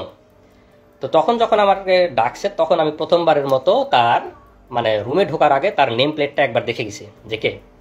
পরে তো ভিতরে ঢুকে তার সাথে আমার নাম ধাম ইয়েটা বলে, তোমার নামে এখন মামলা দেওয়া হবে, আমরা তোমার নামে ডিজিটাল নিরাপত্তার মামলা দিয়ে তোমাকে ইয়ে করে দিবে, এরকম বলতেছে আর কি। তো যেহেতু নেম প্লেটটা দেখে গেছে, এই সময় আমি বলতেছি যে এই শুয়োরটা হলো আমাকে গুম করা থেকে শুরু করে সব কিছু নিজে হাতে করছে, এবং আমরা বসিলা মোহাম্মদপুর ক্যাম্পে যে 5 জন ছিলাম, 5 জনকে সে নিজে হাতে গুম করছে। এবং পরবর্তীতে আমি জেলে ছিলাম, জেলে থাকা অবস্থায় অনেকের সাথে কথা, তাদেরকেও সে গুম করছে। তা আমি তার ছবিটা আমার কমেন্টে দিয়ে দিব আপনাদের ইয়েতে, তার বিস্তারিত। তার নাম হলো মহিউদ্দিন ফারুকি। 2018 সালে র‍্যাব 2 বসিলা মোহাম্মদপুরে সে ছিল কোম্পানি কমান্ডার। পরবর্তীতে সে ওখান থেকে চলে যায় হলো পুলিশ সদর দপ্তরের সাপ্লাই শাখার এআইজি ছিল। এতটুকু পর্যন্ত তার ইনফরমেশন আমি জানি। এটা হলো মহিউদ্দিন ফারুকির ছবি। আমরা জাস্ট ছবিটা আপনাদেরকে দেখাচ্ছি, আমি পরবর্তীতে আমার কমেন্টে দিয়ে দেবো বিস্তারিত। এইটা হলো সেই মহিউদ্দিন ফারুকি। এই শোর আমাকে গুম করছে, এবং আমার সাথে যারা 5 জন ছিল তাদেরকে নিজ হাতে গুম করছে। মহিউদ্দিন ফারুকি 2018 সালে র‍্যাব 2 এর কোম্পানি কমান্ডার, পরবর্তীতে পুলিশ সদর দপ্তরে সাপ্লাই শাখার এআইজি ছিল। আপনারা এর লিখে রাখবেন, এবং এর ব্যাপারে আপনারা অবশ্যই তো অ্যাকশন নেবেন যারা মানবাধিকার কর্মী এবং যারা আছেন আইন শৃঙ্খলা রক্ষাকারী বাহিনী। তো আমাকে ওই সময় একবার জিজ্ঞাসাবাদ যেহেতু করে, আমি ওর নেম প্লেটে দেখে গেছি। তো পরবর্তীতে ওখান থেকে আমাকে ওখানেই রেখে দেয়, এদিকে সংবাদ সম্মেলন এটি করে আর কি। আর এর ব্যাপারে আরেকটু বলে রাখি, মহিউদ্দিন ফারুকি এরা তো হলো যে আমাদের নামে বিভিন্ন রকম অপবাদ দিয়ে আমাদেরকে মানে কালার করার বা আমাদেরকে অপমানিত করার চেষ্টা করেছে। এই মহিউদ্দিন ফারুকি আপনারা নাম দিয়ে সার্চ দেবেন, মহিউদ্দিন ফারুকি নাম দিলেই দেখবেন এর নামে বিভিন্ন রিপোর্ট আছে।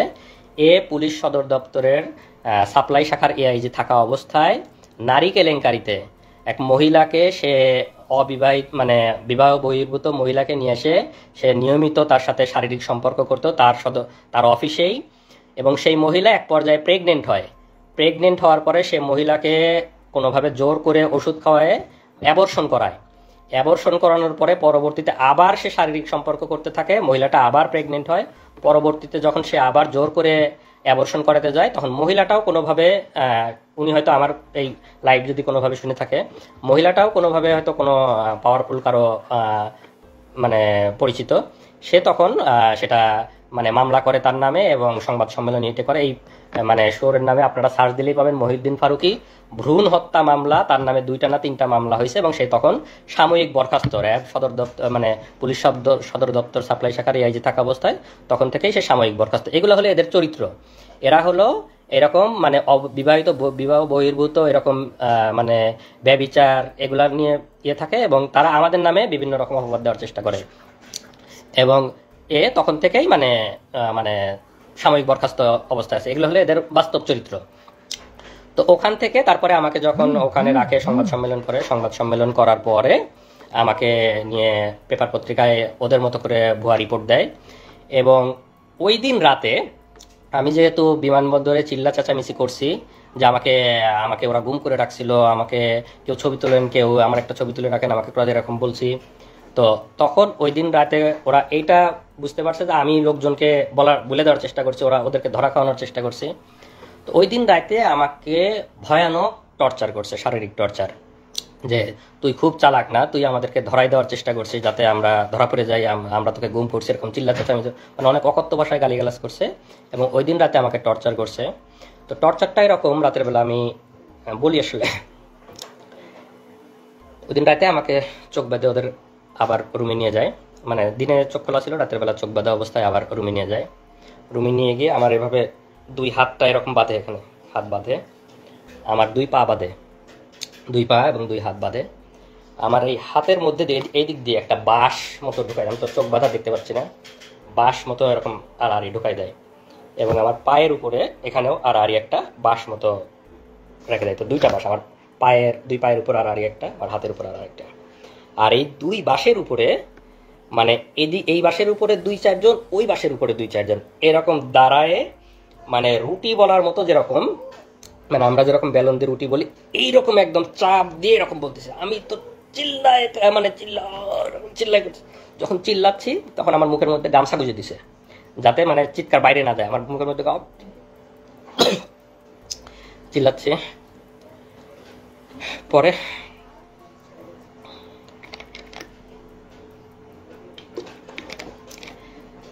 এবার প্রায় 15-20 মিনিট আমার উপর ভয়াবহ টর্চার চালায় ওরা। মহিউদ্দিন এই সেই গেঞ্জি বলতে ভুলে গেছি, এই সেই গেঞ্জি যে গেঞ্জি পরা অবস্থায় আমাকে তুলে নিয়ে গেছিল, এই গেঞ্জি পরা অবস্থায় ছিলাম। এই গেঞ্জি পরা অবস্থায় আমাকে ওই টর্চার করে, রক্ত এবং ময়লা মিশ্রিত সেই গেঞ্জি। আমরা 5 বছর সেই গেঞ্জিটা যত্ন করে তুলে রাখছিলাম আজকের দিনের জন্য, যে আজকের এই দিনে আমরা এই গেঞ্জিটা পরে আপনাদের সামনে বলবো। এই সেই গেঞ্জি পরা অবস্থায় আমাকে টর্চার করে, ভয়ানক টর্চার, রক্ত এবং ময়লা এখনো আছে। টর্চার করার পরে পরের দিন সকালে আমাকে থানায় পাঠাবে। আমার নামে এর আগে কোনো মামলা নাই, কোনো রিপোর্ট নাই, কোনো মামলা নাই। এখন তো আমাকে থানায় দিতে গেলে একটা মিথ্যা মামলা দিতে হবে। তখন পরের দিন সকালে ওরা একটা ভুয়া ডিজিটাল নিরাপত্তা, আপনারা জানেন যে ডিজিটাল নিরাপত্তা আইনের অবস্থা, আমরা সবাই এই আইনের যে মানে কালো দিক সেদিকের মানে শিকার মানবাধিকার কর্মীরা, সাংবাদিকরা, আমরা যারা বাক স্বাধীনতায় বিশেষ করে আমরা সবাই শিকার। তা আমার নামে ভুয়া ডিজিটাল নিরাপত্তা আইনে একটা মামলা দেয়। মামলা দিয়ে সকালে আমাকে থানায় পাঠাবে। থানায় পাঠানোর আগে আমার তো এই ড্রেসটার অবস্থা খুবই খারাপ, রক্ত ময়লা সব কিছু ভর্তি। তো এইটা পরে যখন আমি থানায় যাব, থানা থেকে যখন কোর্টে উঠবো তখন তো সবাই দেখবে আমার অবস্থা। তখন ওরা করে কি, আমার যেহেতু লাগেজ ওদের কাছেই, আমাকে এয়ারপোর্ট থেকে তুলে নিয়ে গেছে, লাগেজ তো ওদের কাছেই, লাগেজে আমার জামা কাপড় আছে, লাগেজ থেকে অন্য একটা গেঞ্জি নিয়ে আসলো। অন্য একটা গেঞ্জি নিয়ে এসে আমাকে বললো যে এটা চেঞ্জ কর, এটা খুলে আমাকে ফ্রেশ যে একটা গেঞ্জি, সেই একটা গেঞ্জি পরতে দিল, এই গেঞ্জিটা পর। তো আমার মানে হাত পায়ের আমার ওঠার মতো অবস্থা নেই, কোনো মতে ওরাই পরাই দিল। আমি কোনো মতো করে পরে গেঞ্জিটা চেঞ্জ করে এই গেঞ্জিটা আমার লাগেজে, মানে ভাগ্যিস সেই গেঞ্জিটা ওরা আমার লাগেজে দিয়ে রাখছিল, এটাই করে লাগেজেই ফেলে দিয়ে রাখছে। পরবর্তীতে তো আমি জেল থেকে বের হওয়ার পরে যখন লাগেজ নিয়েছি তখন আসলে এই গেঞ্জিটা আবার পাইছি। আমাকে ফ্রেশ একটা গেঞ্জি পরায় আমাকে থানায় পাঠায় দেয়। থানায় পাঠায় দিয়ে সেখানে যেটা বললাম যে আমার নামে মিথ্যা ডিজিটাল নিরাপত্তা আইনে মিথ্যা মামলা দেয়। মামলা দেওয়ার পরে আমি তো থানায় এসে, এদিকে তো আমার পরিবার খোঁজাখুঁজি করতেছে, যে সংবাদ সম্মেলনে ওরা যাচ্ছে মানে দেখতে পাইছে যে আমাকে মানে গ্রেপ্তার দেখাইছে, কিন্তু এখনো ওদের সাথে আমার দেখা হয় নাই। আমি তো বুঝতে পারতেছি না যে আমাকে গ্রেপ্তার মানে পেপার পত্রিকায় মিডিয়া, কারণ আমি তো আমার জগতে। তো এই পর্যায়ে ওরাও খোঁজাখুঁজি করতেছে। তো এখন ও একটু সংক্ষেপে বলুক যে ওদের থানায় আসার পরের অভিজ্ঞতা। তার আমার কথা শেষ হয়েছিল যে আমার থেকে টাকা নিল, টাকা নেওয়ার পর তারা কনফার্ম করলো যে টাকা পেয়েছি, একটু পরে ছেড়ে দিব। তো আমরা ওয়েট করছি, আর কোনো খবর নাই। এরপরে যখন অনেক বেশি ভাইরাল হলো, তারপর হচ্ছে মানে আমার কাছে ওই যে আমার হাজবেন্ড বললো না যে যারা গার্ড দিচ্ছিল তাদেরকে অনেক রিকোয়েস্ট করছে, তো সেখানকার একজন আমাকে কল দিয়ে বলছে যে আমি আপনার হাজবেন্ডের ব্যাপারে জানি, উনি ভালো আছে, উনি মারা যায় নাই, উনি ঠিক আছে, আপনারা চিন্তা করিয়েন না। তো আপনারা যে এত একদম মানে ভাইরাল করে ফেলতেছেন, ম্যাসাকার করতেছেন, এই সেই করতেছেন, এগুলা কইরেন না, যত করবেন তত ক্ষতি হবে, এরকম করে আমাকে বলছে। তো তারপর আমি বললাম আমাকে তো কিডন্যাপের কথা বলে টাকা নিছে, তো এগুলা কারা তাহলে? পরে বলে তাই নাকি, টাকা নিচ্ছে, আপনারা টাকা দিচ্ছেন কেন? তারপরে আমি বললাম আমি তো জানি না, আমাকে বলছে কিডন্যাপ করছি, টাকা দেন, টাকা দিছি, কিন্তু তাকে আর ফিরিয়েও দেয় নাই এবং ফোন নাম্বারও বন্ধ। তখন সেই পুলিশ অফিসার বলছে না, কিডন্যাপ করা হয় নাই, সে ডিবির হেফাজতে আছে এবং তাকে সম্ভবত অ্যারেস্ট দেখানো হতে পারে 2-1 দিন পরে। আপনারা যারা লাইভটা দেখতেছেন একটু শেয়ার করেন, যাতে বাকি সবাই আসলে যে ফ্যাসিবাদ এবং গুম এরা যে কতটা ভয়াবহ সবাই যেন জানতে পারে। হাসিনার ফ্যাসিবাদের শাসন এবং হাসিনার গুম নিয়ে সবাই যেন জানতে পারে। আপনারা সবাই লাইভটা একটু শেয়ার করে দিন, যাতে সবার কাছে এই ইনফরমেশনগুলো পৌঁছায় যায়। তো মানে ওই পুলিশটা আমাকে ফোন দিয়েছিল হলো দুপুর 11:30 থেকে 12টার এদিকে। তো আমাদের অবস্থাটা এমন ছিল, আমরা কাউকে বিশ্বাস করতে পারছি না তখন, কারণ কিডন্যাপের কথা বলে টাকা নিল, আবার পুলিশ ফোন করে আমাকে বলতেছে যে আপনারা এত ভাইরাল কেন করতেছেন। তো তখন আমাদের মনে হচ্ছে যে ওরা আমাদেরকে বাধা দেওয়ার জন্য হয়তো বা মিথ্যা কথা বলতেছে, আমাদের মনের ভেতরে সেই ধুকপুকুনি কমে নেই। তারপরে যাই হোক সারাদিন চলে গেল। বিকাল 3টা মানে 2:45 থেকে 3টা এর মধ্যে হচ্ছে আমার ভাসুর, আমার যারা ঢাকায় ছিল, আমার ভাসুর আমাকে ফোন দিয়ে বলল যে সংবাদ সম্মেলন করে ওরা তো মনিকে অ্যারেস্ট দেখাইছে। তো রেলওয়ে থানায় অ্যারেস্ট দেখাইছে। আর আমরা হচ্ছে তার জিডি করছিলাম হচ্ছে দক্ষিণ খান থানায়। তো রেলওয়ে থানায় অ্যারেস্ট দেখাইছে। আমার ভাসুরার সাথে সাথে সেখানে গেছে, যে তার সাথে দেখা করতে চাইছে, বলছে যে না এখন দেখা করা যাবে না এরকম। তো তখন আমার ভাসুর আমাকে বললো যে তুমি এখনই রওনা দাও, হয়তো তোমাকে দেখা করতে দিবে, তুমি সাফওয়ানকে নিয়ে এখনই চলে আসো। তখন আমি আমার ট্রেন ছিল আমার ইসলামপুরে জামালপুরে, তখন ট্রেন ছিল 3:30, আমি সেই ট্রেনে তখনই রওনা দিই আমার বাচ্চাটাকে নিয়ে। তো এর মধ্যে যে 3টা দিন গেছে, এই 3 দিনে আমি শুধু একটু পানি খেয়েছিলাম, এবং আমার বাচ্চাটা তখন কোথায় যাচ্ছে, কি খাচ্ছে, আমি কিছুই জানি না। তো সেই অবস্থায় আমি আমার ছোট বাচ্চাটাকে নিয়ে আমি আমার দুলাভাইয়ের সাথে করে ট্রেনে যাচ্ছি। তারপর আমরা মানে 8:30টার দিকে ঢাকায় পৌঁছেই হচ্ছে আমি আমার ভাসুরকে কল দিলাম যে কোথায় আসবো। তো পরে বললো যে থানায় আসো, আর হচ্ছে অফিসারের নাম্বার দিল যে আগে এনাকে ফোন করো যে দেখা করতে দিবে কিনা, এত দূর থেকে আসছো, যদি দেখা করতে না দেয় শুধু আসে কষ্ট করা লাগবে, আগে কল দিয়ে কথা বলে নাও। তো কল দিলাম, তখন ওনারা বললো যে না, রাত্রেবেলা আমরা কাউকে দেখা করতে দেই না, আমাদের অফিসাররা রাতে থাকে না, তো অনুমতি ছাড়া দেখা করা যাবে না, আপনারা কালকে সকালে আসবেন, সকালে তাকে কোর্টে নেওয়া হবে, তখন আসবেন। তো আমি তো 3-4 দিনের এই ধকল, তার মধ্যে বাচ্চাটা নিয়ে আত্মীয়র বাসায় উঠেছি। আমার বাচ্চাটার অযত্নে ওর মানে পেটে গ্যাস হচ্ছে, মানে ওর প্যান্ট নষ্ট হচ্ছে, এরকম অবস্থা। তারপরে মানে যাই হোক আমার তখন ফিলিংসটা এমন ছিল যে আল্লাহ, বাবা তো গেছে, সে তো বেঁচে আছে, এটাই আলহামদুলিল্লাহ। হ্যাঁ, তখন এরকমই ছিল, আমার খালি মনে হচ্ছে কখন সকাল হবে, আমি কখন দেখতে যাব। তারপর সকালবেলা আসলাম। তো আসার পরে হচ্ছে 10:30টার দিকে আমি রেলওয়ে থানার সামনে আমার ছোট বাচ্চাকে নিয়ে, আমার ভাসুররা ছিল কোর্টে, মানে আমাদের কথা ছিল এমন যে যদি কোর্টে নিয়ে যায় যেন ওনারা দেখতে পায়, আবার থানায় থাকলে যেন আমি মানে যে কেউ একজন যেন দেখতে পারি, যে কেউ। তো ওনারা ওখানে ছিল, আর আমি আমার দুলাভাই সহ বাচ্চা সহ আমরা হচ্ছে রেলওয়ে থানার সামনে দাঁড়ায় আছি। আমরা হচ্ছে বারবার জিজ্ঞেস করতেছি, আমাকে তো কিছু বলতেছে না যে আছে কি না আসলে, বা সে কিছুই বলতেছে না। তো তখন আমার শ্বশুরবাড়ি যেহেতু পাবনা, আমার শাহজাদপুর পাবনার কাছাকাছি এক এলাকার একটা পুলিশ ছিল, উনি আমাকে বলল যে আপনারা অপেক্ষা করেন, আছে উনি এখানে, কিছুক্ষণ পর বের করা হবে। তো সকাল 10:30 থেকে 12:30 পর্যন্ত রোদের মধ্যে দাঁড়াই ছিলাম। আমাদেরকে থানায় ঢুকতে দেয় নাই, ওখানে কোনো বসার জায়গা ছিল না, এবং ওখানে যেহেতু স্টেশন, চাইলে আমরা যেয়ে বসতে পারতাম। আমাদের কাছে মনে হয়েছে যে 1 মিনিটও এখান থেকে নড়বো না, যদি এর মধ্যে নিয়ে যায়, আমরা কোথাও গেলাম তখনই যদি নিয়ে যায়। আমার বাচ্চা তখন হচ্ছে মানে 2-2.5 বছর বয়স, মানে ওর খাওয়া ঘুম সবকিছু উল্টাপাল্টা হয়ে যাচ্ছে। তো যাই হোক তারপরে তাকে 12:30টার দিকে হচ্ছে বের করলো।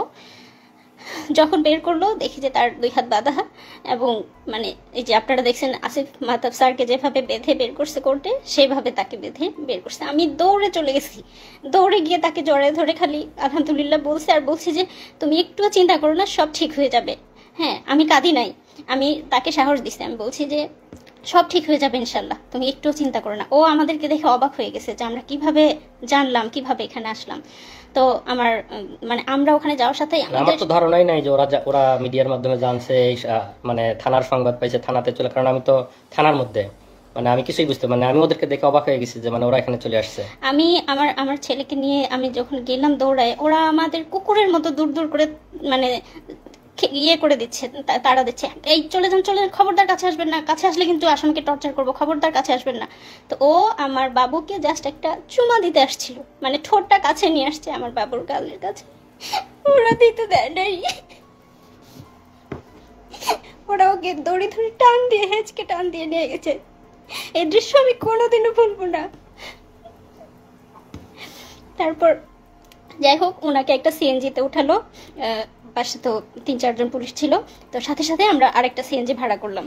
ভাড়া করার পরে ওনার আমাদেরই হলো যে আমরা ওদেরকে পুরো ফলো করব, ওরা যেদিক দিয়ে যাচ্ছে আমরা ওইভাবে। তো যে ফলো করতেছি, আমাদের সিএনজি ওদের সিএনজি পাশাপাশি ছিল, এবং একটা জ্যাম লেগে যায়। জ্যাম লেগে যাওয়ার ফলে তাদের সিএনজি আর আমাদের সিএনজি একদম পাশাপাশি, মানে আমি বারবার আমার এখান থেকে দেখতেছি ও একটু করে তাকাচ্ছে। তো আমি সাফনকে বলছি, দেখো ওই যে তোমার বাবা, ডাকো বাবাকে ডাকো। সাফন ডাকতেছে, বাবা বাবা আমার করে ডাকতেছে। পুলিশ কতটা হিংস্র, কতটা খারাপ, সে সিএনজি থেকে বের হয়ে এসে, আমাদের সিএনজিওয়ালা একটু বয়স্ক ছিল, আমাদের সিএনজিওয়ালাকে লাথি মেরে বলছে যা তাড়াতাড়ি এখান থেকে, মানে আমাদের সিএনজি ওখানে দাঁড়াতে দিচ্ছে না। সে বয়স্ক মানুষটার সাথে খারাপ, জাস্ট আমার ছেলে একটু বাবা বলে ডাকছে, এটাই ওদের সহ্য হচ্ছে না।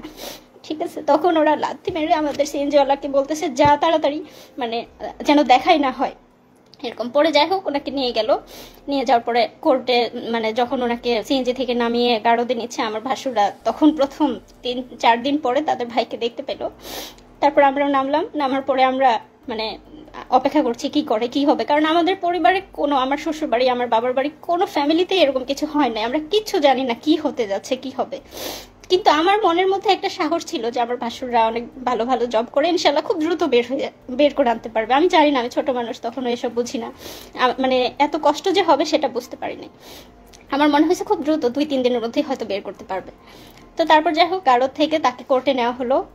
আমরা পিছে পিছে যাচ্ছি, আমাদেরকে একটু কাছে ঘেঁষতে দিচ্ছে না, মানে কোনো কথা কোনো ইনফরমেশন যেন আমরা তাকে না দিতে পারি বা উনি আমাদেরকে কিছু না জানাতে পারে, তার কাছেই ঘেঁষতে দিচ্ছে না, এবং দূর দূর করে তাড়িয়ে দিচ্ছে।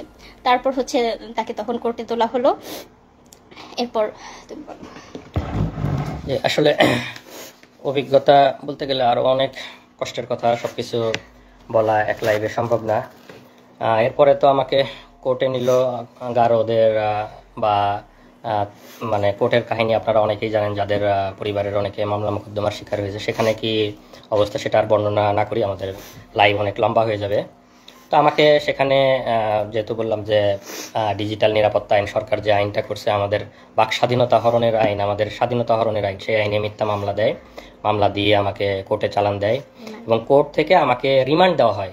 আইনজীবী, আমি তখন আমার আইনজীবী বলছে যে পিএইচডি করে, পিএইচডি শেষ মানে শেষের ইয়েতে, মানে স্কলার, সে রিসার্চার, এত কিছু শোনার পরেও বিচারক আমাকে রিমান্ডে দিছে, আসিফ মাহতাব স্যারকে বা আমাদের সম্মানিত শিক্ষকদেরকে যেভাবে দেওয়া হয় সেভাবে আমাকে প্রথমে 3 দিনের রিমান্ডে দেয়, পরে আরও 1 দিনের রিমান্ড, এবং সেগুলোর অভিজ্ঞতা বর্ণনা করতে গেলে আরও অনেক লম্বা হয়ে যাবে, তো সেগুলো আজকে বর্ণনা না করি। তো 3 দিনের মানে রিমান্ডগুলো শেষ হওয়ার পরে আমাকে রিমান্ডের ওখানে আমার ফ্যামিলির কাছ থেকে টাকা দাবি করছে, আমার ফ্যামিলির কাছ থেকে টাকা করছে, আমার ওখান থেকে টাকা নিছে, আমার মোবাইলটা ওদের কাছে ছিল। মানে হাসিনা তো সারা বাংলাদেশে মানে পুলিশ এবং সব জায়গায় যে দুর্নীতি করছে, ওরা ওখানেই আমাকে বলতেছে যে মানে টাকা দিতে হবে। মানে ওখানে আমি কিভাবে টাকা দিব, তখন মানে আমাকে বিভিন্ন রকম ভয়ভীতি দেখাচ্ছে, আমার ফ্যামিলির উপর করবে, ফ্যামিলির উপর মানে ফ্যামিলিকেও জড়াবে এগুলোর মধ্যে। তখন আমি ওদেরকে বললি যে আমার মোবাইলটা আপনাদের কাছে আছে কিনা, মোবাইল আছে। তখন আমি যেহেতু ইন্টারনেট ব্যাংকিং ইউজ করতাম, আমার কোরিয়ার যে ইন্টারনেট ব্যাংকিংয়ের অ্যাপস আমার মোবাইলে ইনস্টল করা ছিল, আমি ওখান থেকে ওদের মানে বিকাশে মানে ইনস্ট্যান্ট 10,000 টাকা ট্রান্সফার করে দেই। তখন মানে একটু মানে ঠান্ডা, মানে পুলিশ তো ঘুষখোর, মানে ওদের কাছ থেকেও চাইছে। তারপরে আমাকে মিথ্যা মামলা রিমান্ড শেষ করার পরে আদালতের মাধ্যমে আমাকে জেলে পাঠায় দেয়। তো জেলের অনেক অভিজ্ঞতা, জেল, রিমান্ড এগুলা বলতে গেলে আসলে আরও বিস্তারিত বলার সময় নাই, লাইভ লম্বা হয়ে যাবে। তো জেলের সবচেয়ে সুন্দর একটা অভিজ্ঞতা হলো যে আমাদের শহীদ দেলোয়ার হোসেন সাইদি হুজুরের সংস্পর্শ পাইছি আমি ওই সময়। সাইদি হুজুর এবং আমাকে কেরানীগঞ্জ জেল থেকে কাশিমপুর জেলে পাঠানো হয়েছিল। তো কাশিমপুর জেলে যখন ছিলাম সাইদি হুজুর সেখানে ছিলেন। আমি এবং সাইদি হুজুর প্রায় 20-25 দিন একসাথে ছিলাম। বিকালে আমরা একসাথে হাত ধরে হাঁটতাম, সাইদি হুজুরের সাথে গল্প করতাম। অনেক অনেক অনেক নসিহা করছে, আমার হাত ধরে আমার ওই যে টর্চার করছে, আমার আঙ্গুলগুলো প্রায় আমি 3 মাস এই 2টা আঙ্গুল মানে কোনোভাবেই আমি মানে এরকম ভাঁজ করে এই 3টা আঙ্গুল দিয়ে আমি খাওয়া দাওয়া করতাম। এই 2টা আঙ্গুলের কোনো ফিলিং ছিল না। ওরা এমনভাবে মানে টর্চার করে যে এখানে বাইরে থেকে বোঝা যায় না ভিতরের নার্ভ এবং ভেসেলগুলো যাতে ড্যামেজ হয়ে যায়। তো এই কারণে চাপ দেওয়ার ফলে হাত এবং পায়ের নার্ভগুলো কাজ করে না। বাইরে থেকে দেখে মনে হবে যে হালকা একটু দাগ বা এর মতো, কিন্তু ভিতরের নার্ভ মানে ড্যামেজ হয়ে যায়। এই কারণে দেখা যায় যে এদিকের সাপ্লাইগুলো বন্ধ হয়ে যায়। তো আমার এই 2টা আঙ্গুল প্রায় 3 মাস কোনো ফিলিংস পাইতাম না আমি। এবং আমি যেহেতু রিসার্চার, আমি পাইপেট ইউজ করি, আমি তো সবসময় এই ফিঙ্গারটা ইউজ করতে হয়। তো এই ফিঙ্গারের আমি কোনো মানে পাইতাম, কোনো ফিলিংসই পাইতাম না। এটা তো এই ভাঁজ করা বা কোনো ফিলিংস ছিল না এই 2টা আঙ্গুল প্রায় 3 মাস।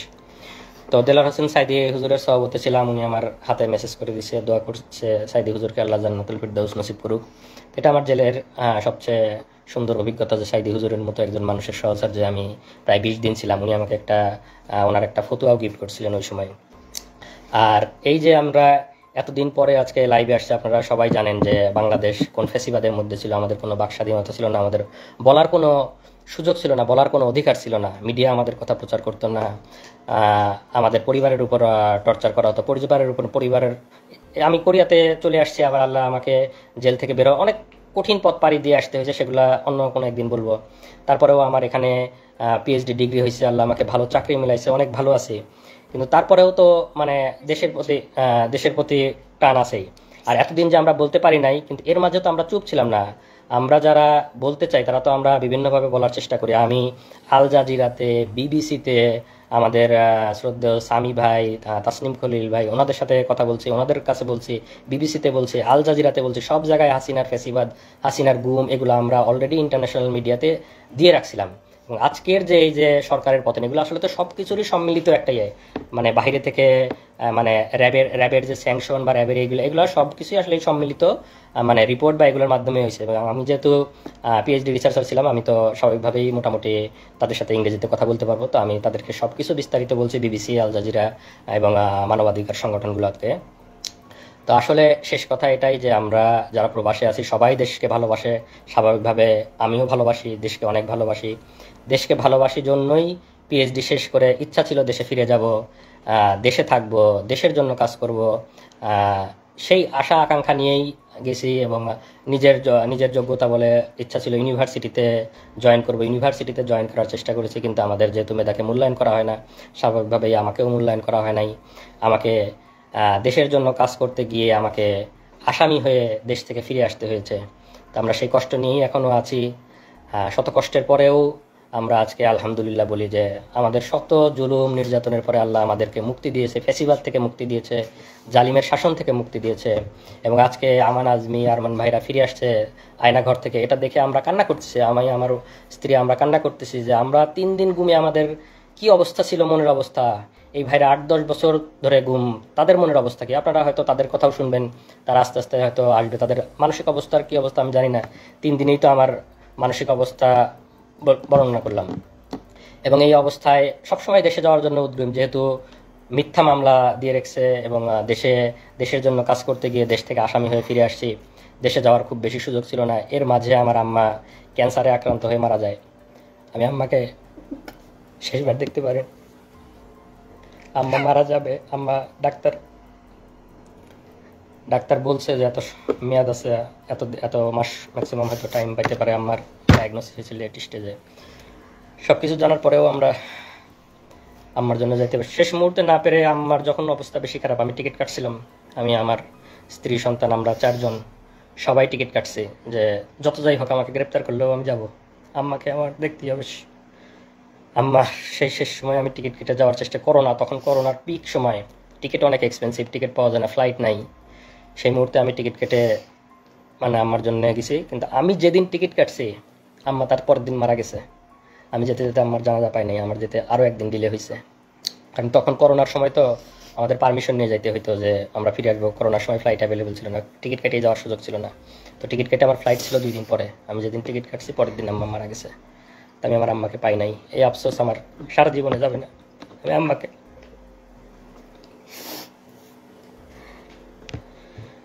আপনারা আমার জন্য আমাদের জন্য দোয়া করবেন।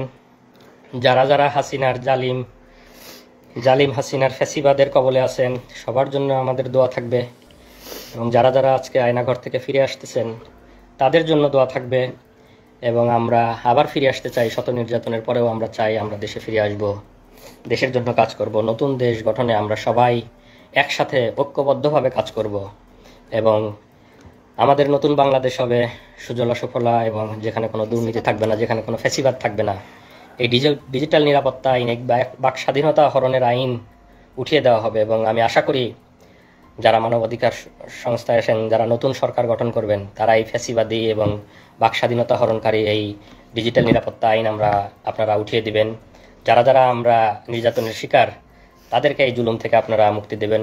এবং আমি পরিশেষে যে ছাত্র আন্দোলনের মাধ্যমে এই ফ্যাসিবাদ, এই জুলুম থেকে আমরা মুক্তি পেয়েছি আল্লাহর অশেষ মেহেরবানিতে, তাদেরকে আমি ধন্যবাদ দিতে চাই। তাদেরকে ধন্যবাদ দিয়ে আমি ধন্যবাদ দেওয়ার কোনো ভাষা আমার জানা নেই। তাদের এই আন্দোলনের ফলে এবং যারা শহীদ হয়েছেন তাদের আত্মার মাগফিরাত কামনা করি।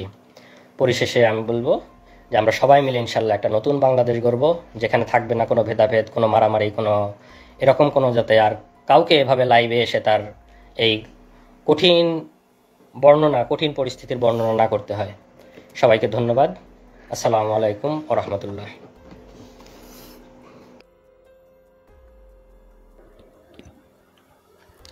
সুপ্রিয় দর্শক মণ্ডলী, কথাগুলো শুনলেন।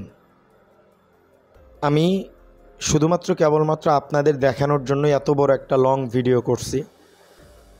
এই ভিডিওটি যতক্ষণ আপলোড হবে ততক্ষণ আমি আয়নাঘরের বর্ণনা শুনি নাই। আমি যখন এডিট করব তখন পুরোটা শুনতে পারবো, কারণ এডিটের সময় পরিপূর্ণ শুনতে হবে। এজন্য আমার তো মনে হয় যে পরিমাণ শাস্তি, যে পরিমাণ টর্চার আয়নাঘরে করা হতো, এটা আসলেও অবিশ্বাস্য। এইভাবে একজন স্বৈরাচার, আমার সবচাইতে আফসোস লাগছে কি জানেন, গণভবনের মতো একটা পবিত্র স্থান যেখানে প্রাইম মিনিস্টার, দেশের প্রধানমন্ত্রী থাকে, সেই জায়গা থেকে যখন ছাত্রদের লাশ বের হয়, এর চাইতে দুঃখজনক আর কিছু হতে পারে না। এটা মেনে নেওয়ার মতো না। স্বৈরশাসক যেভাবে 5ই মে 2013 সালে আমাদের ভাইদের উপরে যে পরিমাণ নির্যাতন, নিপীড়ন, অত্যাচার, স্ট্রিম রুলার চালাইছে, এটা মেনে নেওয়ার মতো না, সত্যিই মেনে নেওয়ার মতো না। আমাদের শহীদ ভাই যাদের জন্য আসলে মূলত আজকের এই স্বাধীন দেশ, স্বাধীন হওয়ার পরেও আমরা যেন স্বাধীন না। দেশে বিএনপির প্রকোপ বাড়ছে, তারা বিভিন্ন কিছু করতেছে, হয়তো থেমে যাবে, তাদের একটু ক্ষোভ ছিল, 2-1 দিন করছে। তবে এভাবে যদি চলতে থাকে, বিএনপির যে বর্তমান একটা পপুলারিটি আছে, মানুষ বিএনপিকে চায়, তারা ভোট চাওয়ার ক্ষমতা হারাবে। তাদের যারা বড় বড় নেতাকর্মীরা আছে, এইসব হাঙ্গাদাঙ্গা করতেছে তো ছাও, যারা বড় বড় নেতাকর্মীরা আছে তারা সবাই পোস্ট করতেছে যে এই সমস্ত কিছু করা যাবে না, জুলুম মানুষের উপরও করলে সেই জুলুমের ফল পরবর্তীতে আমাদের উপরেই আসবে, যেটা আওয়ামী লীগের উপরে আসছে। কেউ কিন্তু দেশে নেই, সবাই কিন্তু পালাতক, সবাই কিন্তু চলে গেছে। তো না, সবাই যায় না এটা বললে ভুল হবে, অনেক এমপি মন্ত্রীরা যাইতে পারে নাই। এটা টাকা পয়সা পাঠিয়ে দিছে, তাদের বউ বাচ্চারা ওখানে থাকবে, ও এখানে জেল কাটবে। কত সুন্দর, যাদের জন্য এত কিছু, তারা শান্তিতেই থাকবে, শুধু সে কষ্ট পাবে, এটাই বাস্তব, তাই না? তো যাই হোক, হ্যাঁ, আমার কিছু বলার নাই। এই শেখ হাসিনার এইরকমভাবে চলে যাওয়া, এই শাস্তি ভালো, এইভাবে মরণ, এটা আসলে মানা যাইতেছে না। এটা আমি মানতে পারি না, আপনারা পারলে পারেন। আমার মতে তার একটা কঠিন থেকে কঠিন শাস্তি আমি দাবি করি আর কি। এই আর কি। তো আজকের ভিডিও পর্যন্তই। সকলে ভালো থাকবেন, সুস্থ থাকবেন। আসসালামু আলাইকুম রহমতুল্লাহ বরকাত।